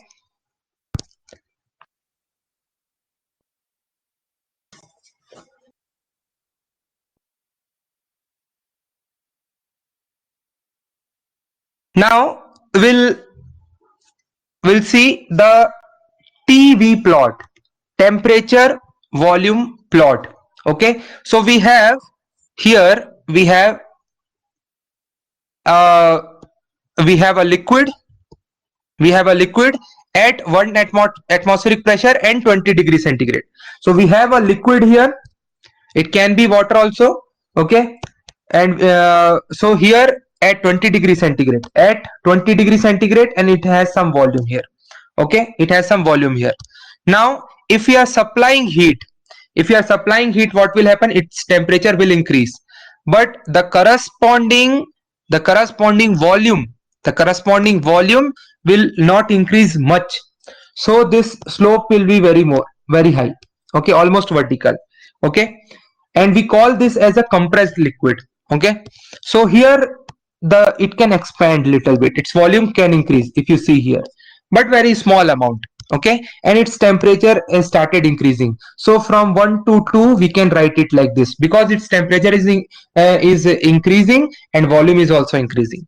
Now after this, so we have reached from state point 1 to state point 2. Now from 2 to 3, here when we are supplying heat, after some time when we are supplying heat, what we are noticing that some of the liquid have started becoming vapor. Okay, so from here some liquid will start becoming vapor. So at state point 2, a liquid that is about to vaporize is called saturated liquid. From here it has started becoming vapor, so this point only will call as saturated liquid. Okay, now if you see, some part has become vapor and some are still your this liquid. Okay, so because of that, now this, if we continuously supply this heat, what will happen finally at state point 4? At state point 4, all liquid will become vapor. So this we call as saturated vapor. Okay, a vapor that is about to condense, if we extract a small amount of heat from here, it will move left side. So that means some vapor will convert into your liquid. Okay, so it will about to condense. So that's why we call the a vapor that is about to condense we call as saturated vapor, and a liquid which is about to vaporize we call as saturated liquid.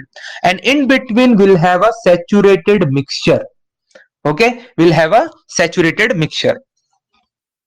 Here liquid and vapor phase coexist in equilibrium. Okay, liquid and vapor phase coexist in equilibrium. After this state point 4, if we supply heat, what will happen? Its temperature will increase. Okay, and its volume will also increase. Okay, its volume will also increase. So its temperature will increase and its volume will also increase. Okay,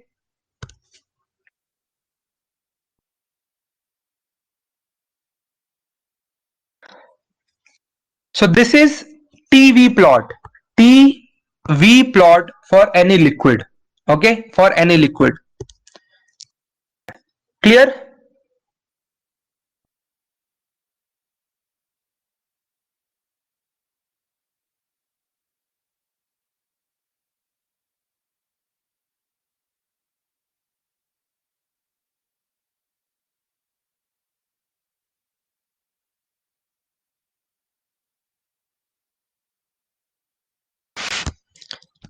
Now we'll see this thing for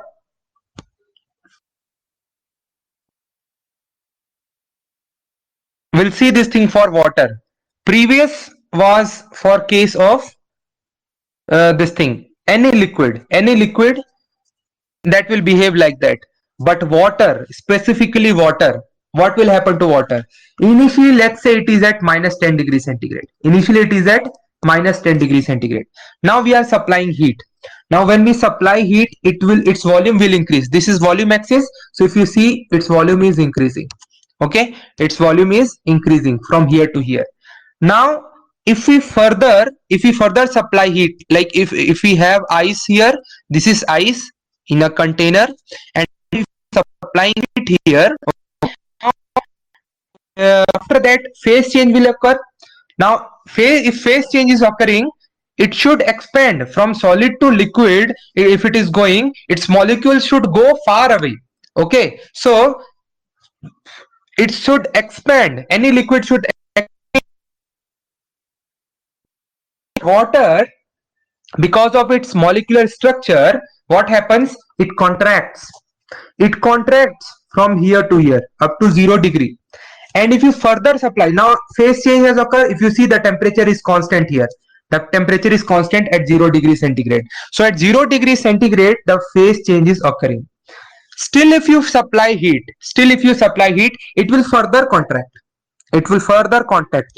Okay, till 4 degrees centigrade. Okay, till 4 degrees centigrade, it will further contract. So if it is contracting, its volume is reducing and its density is increasing. Its volume is reducing and its density is increasing, and whatever the water density value we are using as 1000, this is the value. At 4 degree only we get that one. At 1 atmospheric pressure at 4 degrees centigrade, we get this value, 1000 value of water. Okay, this value only we usually use. So this is the maximum density the water can have, and it will be at 4 degrees centigrade. Okay, and after that, if we supply heat, then it will start behaving as the other substances. So again, after that, if we supply heat, its temperature will increase, its volume will increase, it will reach here. Okay, it will reach at this 100 degree centigrade water. Okay, so from 0 degree centigrade water to 100 degree centigrade water, if you see the behavior. Okay, anyway, I have shown very large gap here. It should not be like, it will be very less here, and then it will go like this. Okay, so this is the behavior. Then from here, it is saturated liquid. Now from here, the saturated mixture, then saturated vapor, and then the superheated steam. Okay, after that we call it as a superheated steam. Okay, now the fact that water expand upon freezing has vital consequences in nature. If water contracts on freezing, as most other substances do, the ice formed would be heavier than the liquid water. In that case, if water contracts on freezing, as most other substances do, this what is telling is that ulta, like it is expanding. If you see, if we are going in this direction, so we are freezing. So if we are freezing, it is expanding, its density is reducing, it is expanding. Okay, now that's only it is telling that if it would have behaved like other substances which contracts on freezing, the ice formed would be heavier than the liquid water. If we have this ice here, like a lake somewhere where ice has formed. Okay, now if you see, ice will be at the top. Okay, and liquid will be at the bottom. Okay, so this behavior, this is because of this behavior only it is happening. So if water contracts on freezing as most other substances do, the ice formed would be heavier than the liquid water and it would settle at the bottom of the river. Okay, ice would settle at the bottom of the river, lake, or ocean instead of floating at the top. It will not float at the top, it will go at the bottom if it is heavier. Okay, if it contracts, and then sun rays would never reach these ice layer and the bottom of the ice layers, and the bottoms of many river, lake, and ocean would covered with ice at larger time, and it will seriously disrupting marine life. Okay, so at the bottom it will be fully covered with ice, and this sun rays would never reach there, and it would never melt. Okay, so it is actually a helping kind of thing for marine life. So see the peculiarity of this water, its small change in behavior is helping marine lives. Okay, clear?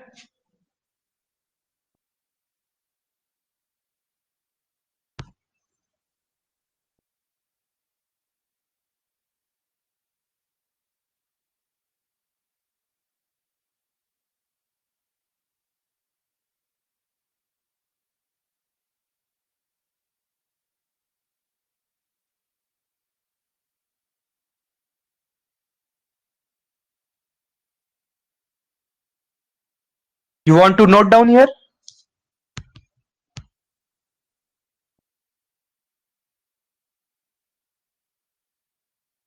I have shared this PDF anyway.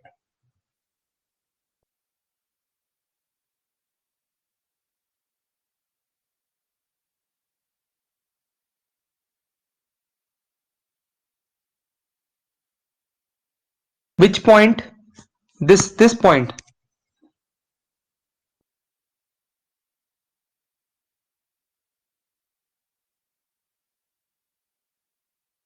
It is because of the peculiarity of water, means the molecular structure of water.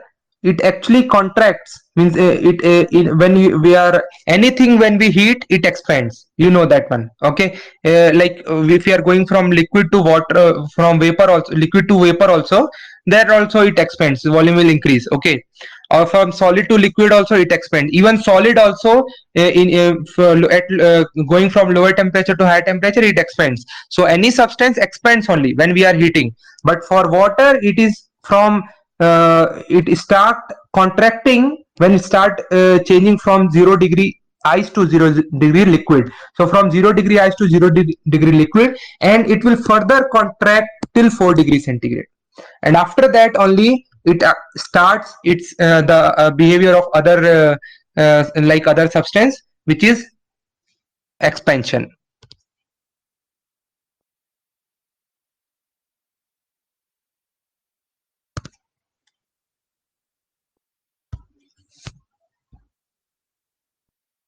Now next is saturation temperature and saturation pressure.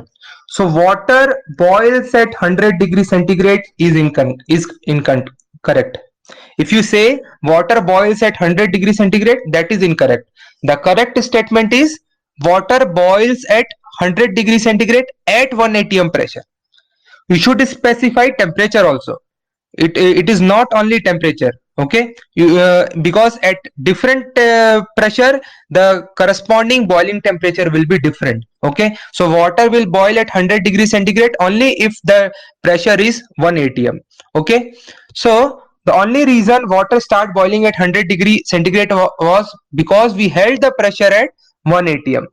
If the pressure inside cylinder were raised to 500 kilopascal, now if we increasing the pressure to 500 kilopascal by adding some weight on top of the piston, water would start boiling at 151.8. Below 151.8 degrees centigrade it will be liquid only. Okay, and that is the temperature at which water start boiling depends on pressure. Therefore if pressure is fixed, so the boiling temperature. So if we are fixing a pressure, if you are fixing a pressure of the water or any substance, the corresponding boiling temperature also fixes. Okay, like for 1 atm it will be 100 degrees centigrade.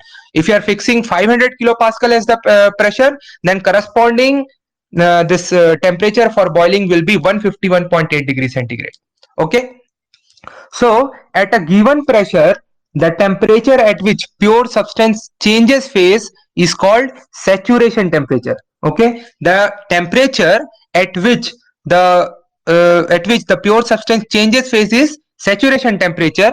Likewise, at given temperature, the pressure at which pure substance changes phase is saturation pressure. Okay,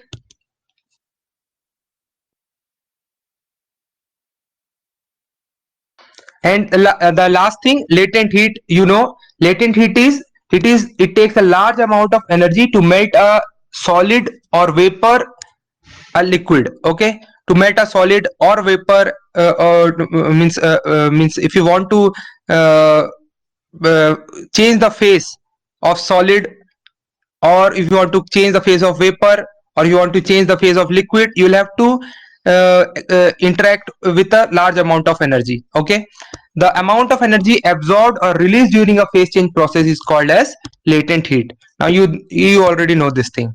Okay, now next thing is, more specifically, the amount of energy absorbed during melting is called latent heat of fusion, and is equivalent to the amount of energy released during freezing. Okay, so during melting during melting or freezing, means from solid to liquid, the amount of energy from solid to liquid, the amount of energy what we have to supply, that is latent heat of fusion. Or if you are going back also, that is latent heat of fusion.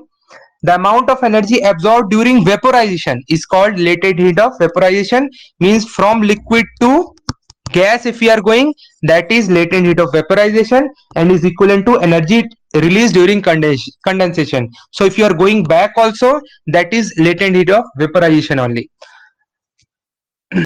And the magnitude generally, means we use this value. So the magnitude of latent heat depends on temperature or pressure at which the phase change occurs. Now these things we'll see in graph properly. At 1 atm pressure, the latent heat of fusion is this value, and latent heat of vaporization is this value. Okay, so if you see, for vaporization we require large amount of heat. We'll see that one in later slides.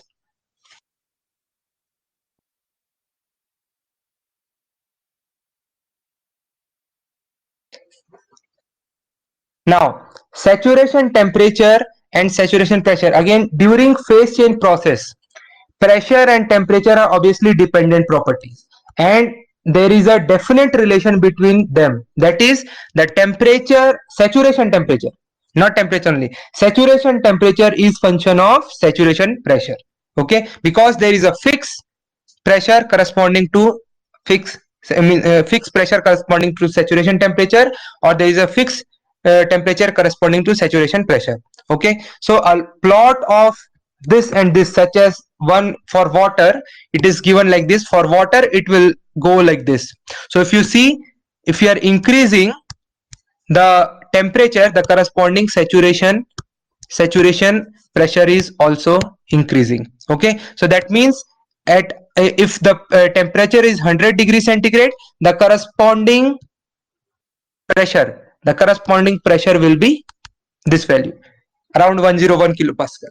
Okay, so that value. Now if you are going to 150 degrees centigrade, then its corresponding pressure will be this one. At this pressure it will start boiling, or at this pressure, if you are going to this pressure, it will start boiling at 150. If you are acting at 600, it will start boiling at something 180, 190.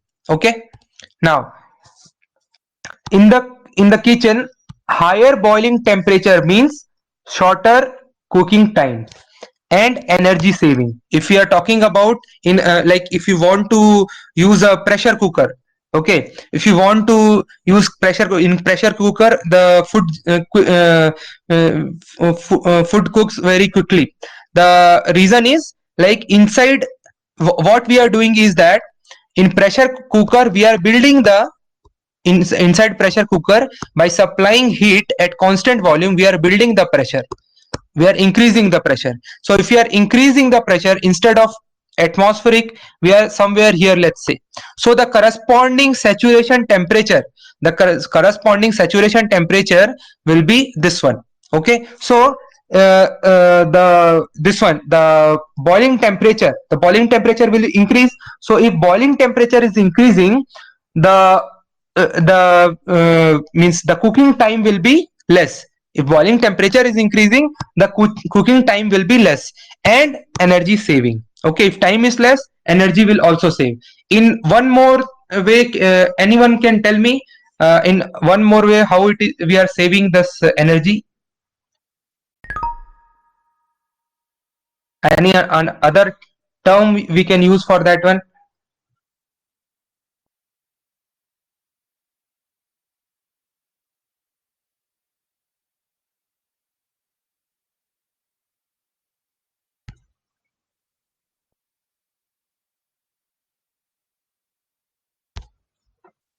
Yes, yes. Why there is a saving?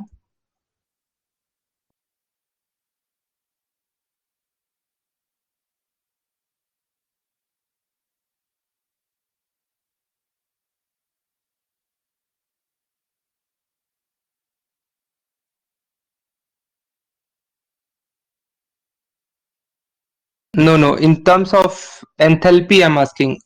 Okay, we'll see. We'll see in that one. Means you must be knowing, but uh, okay, I will tell you with the this one, with the exam, with the plot. Okay, so if you see here, for if we are increasing the pressure, we are again plotting temperature and volume. PV plot we are doing here. Temperature volume plot we are doing. So for different pressure, if you are increasing the pressure, like this is at lower pressure, this is saturated liquid, phase change, now the vapor, saturated vapor. Now if you are going at higher temperature, we are going at higher pressure, the corresponding phase change temperature is this one. Here it started at this pressure, it started changing, phase change has started at this temperature. If you are going at higher, if you are going at higher pressure, the phase change will start at this temperature. Now if you are going further higher temperature, this one, the phase change will start at this one. So now the phase change will be there, and then it will be vapor, and then it will go like this. Now if you go further higher, it will be like this. Okay, now if you see, if we join all these points, if we join all these points, okay, like this is a saturated liquid line. This is like this. If we join like this is a saturated liquid line. And we have already studied that what is saturated liquid, which is about to vaporize. So after this, the liquid will vaporize everywhere. So at different pressure, the corresponding temperature, the corresponding saturation temperature is shown, and it is vaporizing. Okay, so this is has become our saturated liquid line. Similarly, if we join these points, these are saturated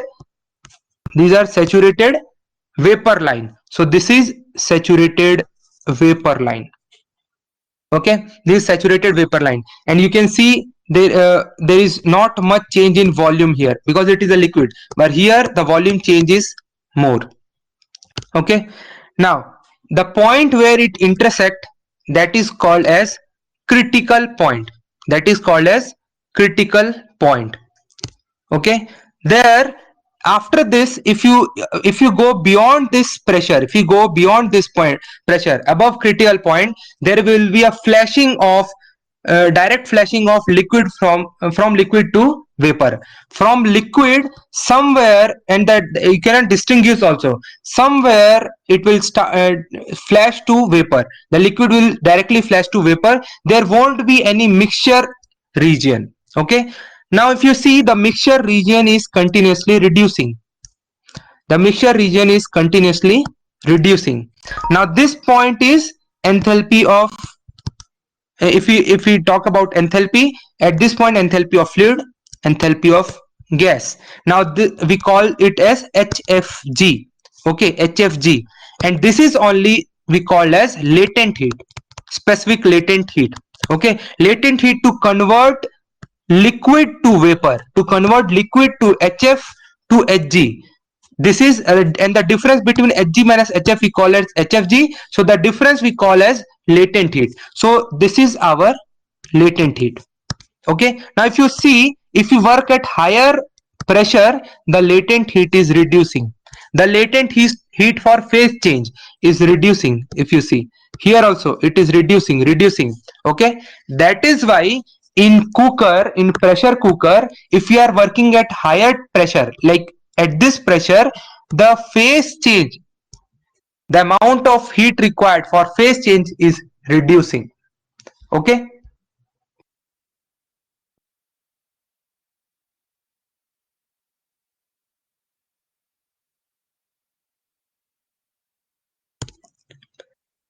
clear? Up to here, is it clear?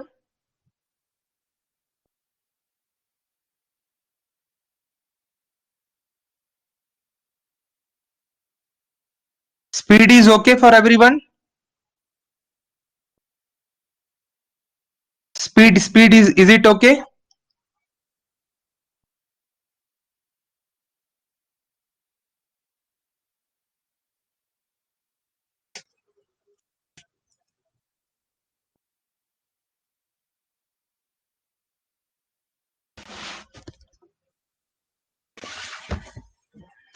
Yes, you can write your doubt.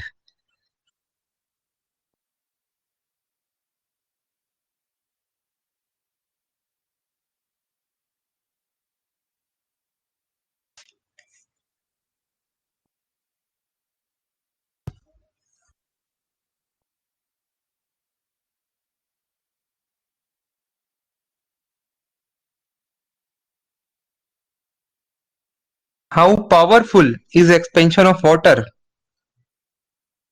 If you want output from that one, if you want output from this expansion, like only if you are calling about expansion of water, which is liquid, then its volume change will be very less.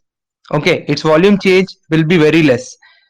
If you talk about vapor region, then only, like if you see that it is almost going vertical, so if you change pressure, its volume will not change much.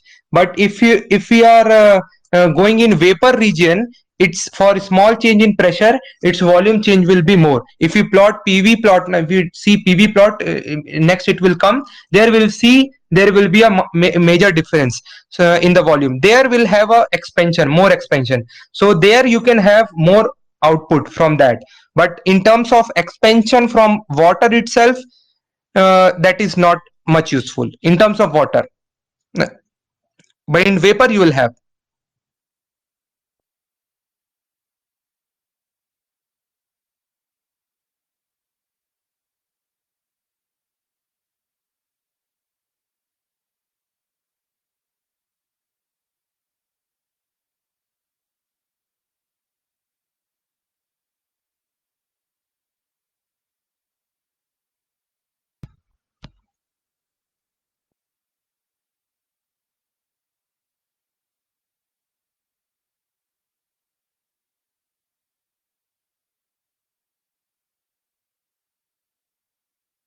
If there is no space available for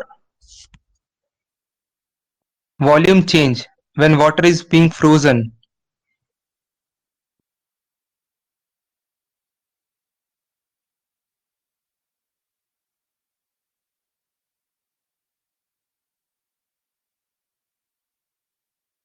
then you calculate what is, like if you have this as a system, this is your water, and if you are freezing this one, if you are freezing this one, okay, then it will expand. Okay, it like below 4 degree, you are talking like 0 degree to 0 degree only will take, then it will expand. Now you check the what is the surrounding pressure, and you calculate the density. Now PdV you can calculate, that will be your work, the power what you can get from this one because of expansion or contraction.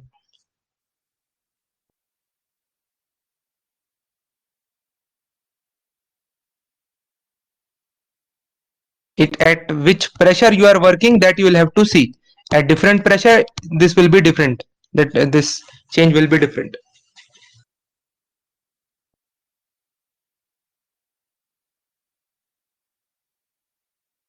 Pressure cooker intention is to save. Okay, I will clear this, we'll see this doubt. And now the time is 7:30, we'll end the class now. Okay, and we'll meet in next class then. So if anyone is having doubt, they can clear, otherwise you can leave. Thank you. So here uh,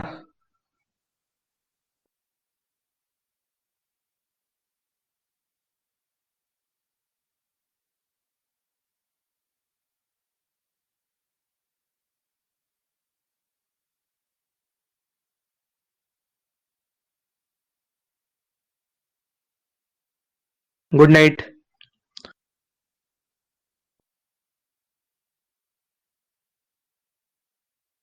Haha, I've seen your doubt.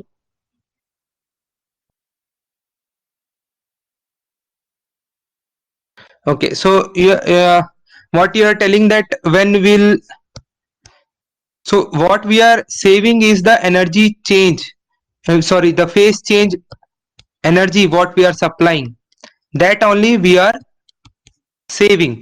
So above this, if you want to work, then you are saving that one, you are saving that phase change energy. But for that, anyway, you will have to supply the energy from outside to work on this pressure, because you will have to create a surrounding, like inside the pressure should be above this critical pressure. Okay, so that much heat you will have to supply, so that the internal pressure should go up to that level.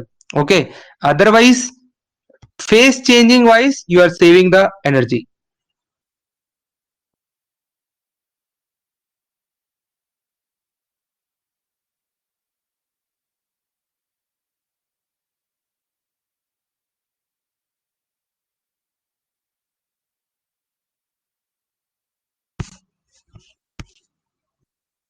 Yes.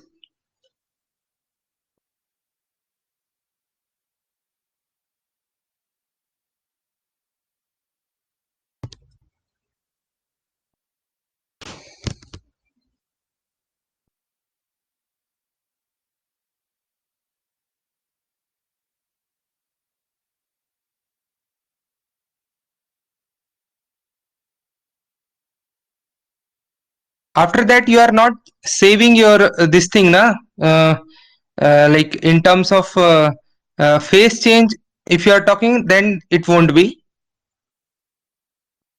Yeah, that is correct. We can't go up to, means if you are going like up to critical point, which is 220 bar, it will blast, it will simply blast.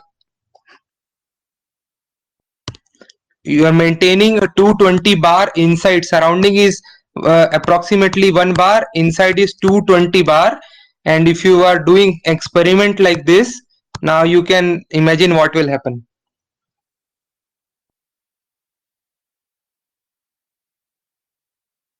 Yes, your last experiment.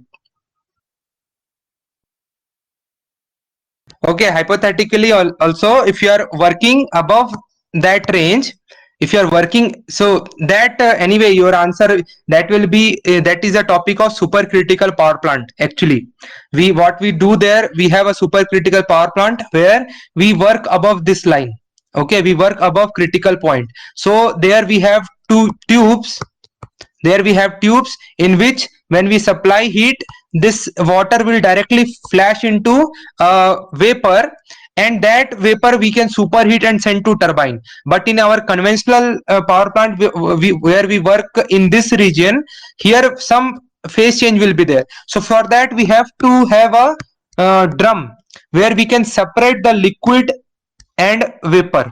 We can separate the liquid and vapor. This vapor will take to further for our turbine work output, and will again take back, heat it, again supply it to become a vapor. So like that we do. But in supercritical power plant, you can save this drum cost also. But again, for the to work in that pressure range, you'll have to use that powerful pump. So that pump can compress that liquid to this pressure, that you will have to see. Then overall your work output will increase. If you are working above this range, your work output will increase, because if you see, your corresponding temperature is also increasing. And if you talk about your Carnot efficiency only, so 1 minus T2 by T1, higher temperature you're increasing, so work output will increase.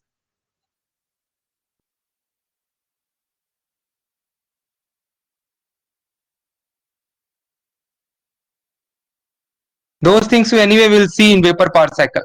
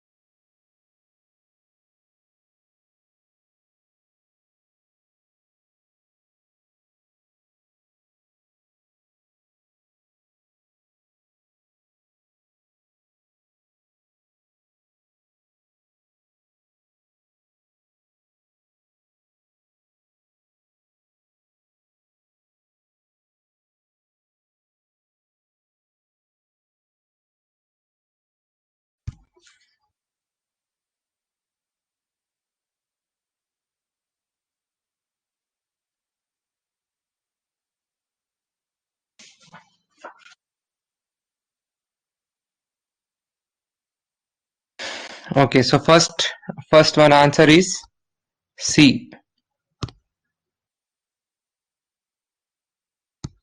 isothermal. So Q, we have Q equals to delta U. For process 1 to 2, it will be Q1 to 2.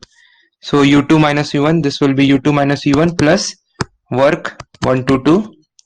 So if these two are, for this two have to be equal, this has to be 0.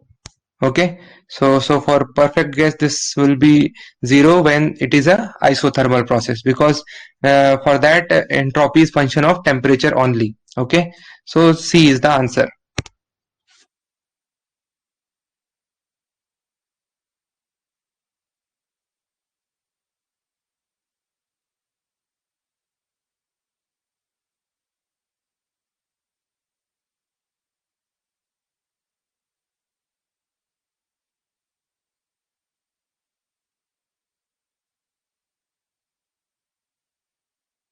Yes, 62.5.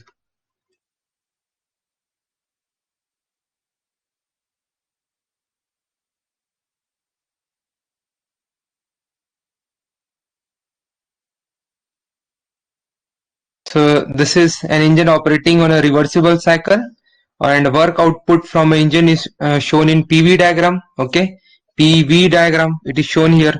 So work transfer is given as area under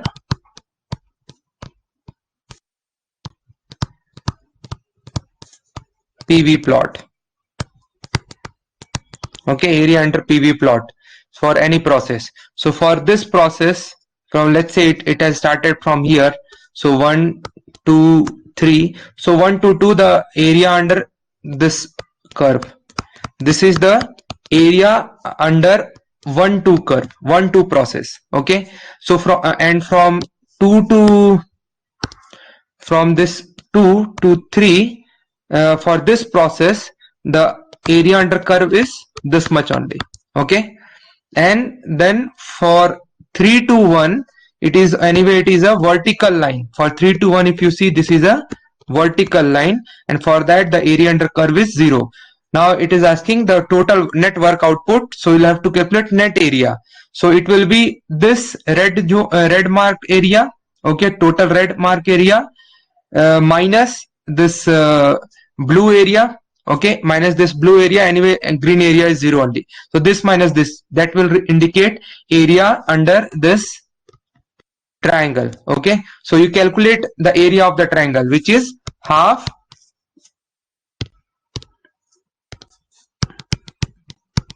base. Okay, base is 2.5 minus 2, so 0.5 multiplied by this height. This is 250. Okay, you'll get the answer 62.5. Next question.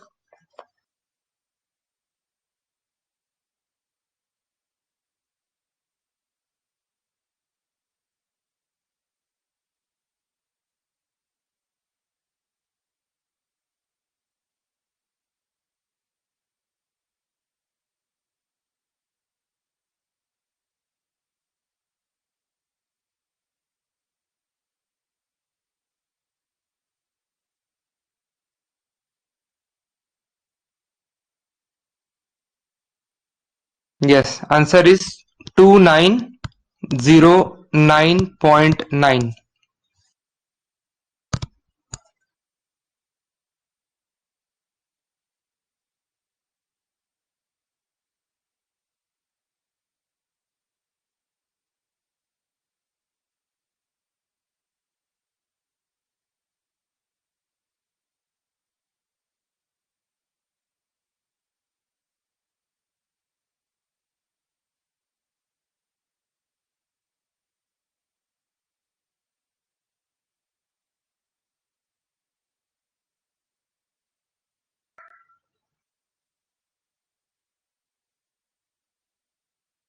So for this case,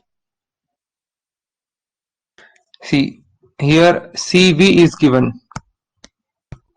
Okay, CV molar, and that too molar. Molar specific heat at constant volume of an ideal gas is 2.5 times the universal gas constant. So this is 2.5 times the universal gas constant. Okay, when the temperature increase and delta T is given as 100 Kelvin, okay, then the change in molar specific enthalpy. So change in molar specific enthalpy will be your Cp delta T, and Cp we can write as Cv plus R.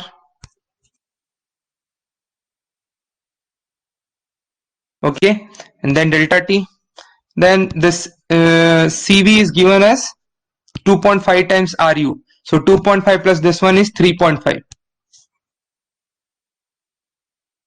3.5 Ru. Okay, so Ru value is 8.314. Okay, and then we can multiply it by 100 and we'll get the answer 2909.9.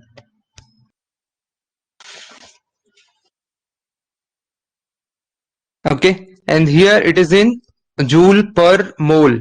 See, if you remember, Cp is, its unit is like for air it is 1.005 kilojoule per kg and not mole, and Cv is 0.718 for air, it is kilojoule per kg. Kelvin also there. Okay, so this is the unit of like this is the unit for Cp and Cv, or value of Cp Cv for air in terms of per kg, but here they are asking mole. Now if you calculate Cp minus Cv, I will just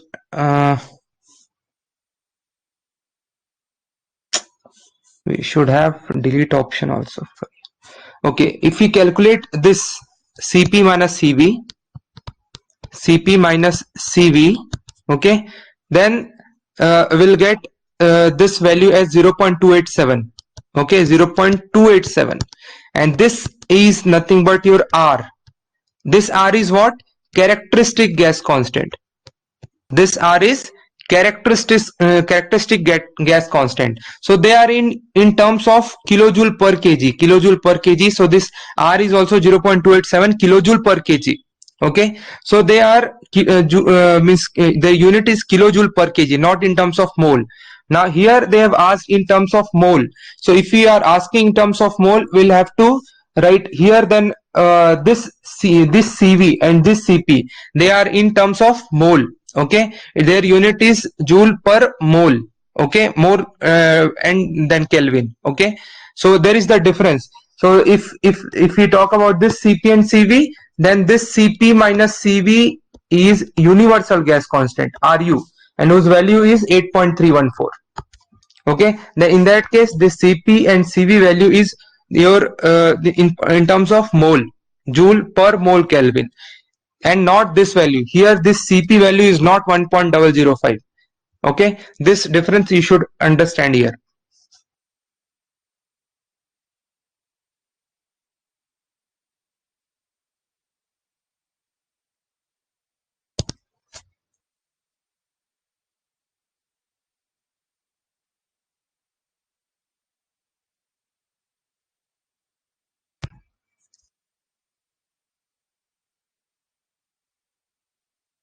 So heat and work, they are path function and they are boundary phenomena. They are not exact differential, they are inexact differential.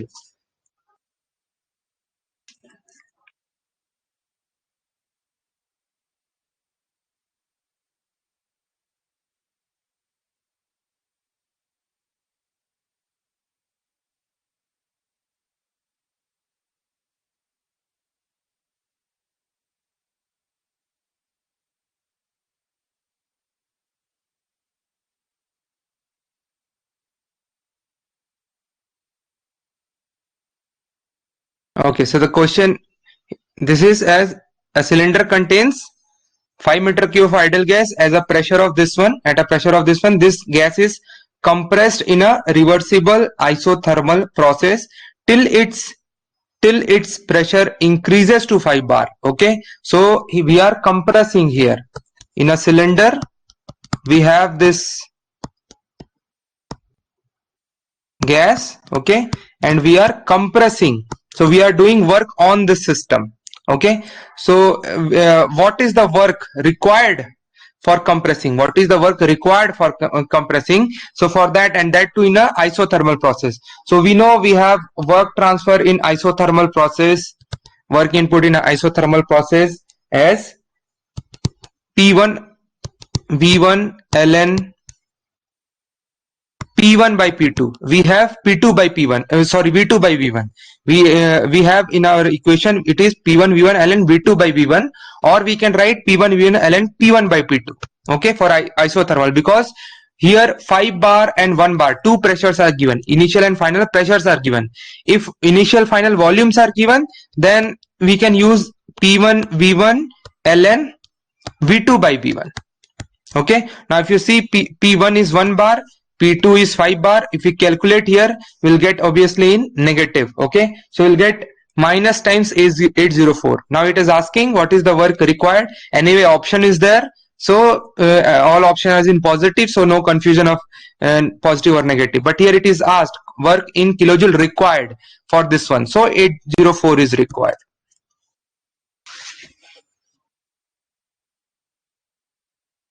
Now in this equation, if you put your given values, you'll get the answer.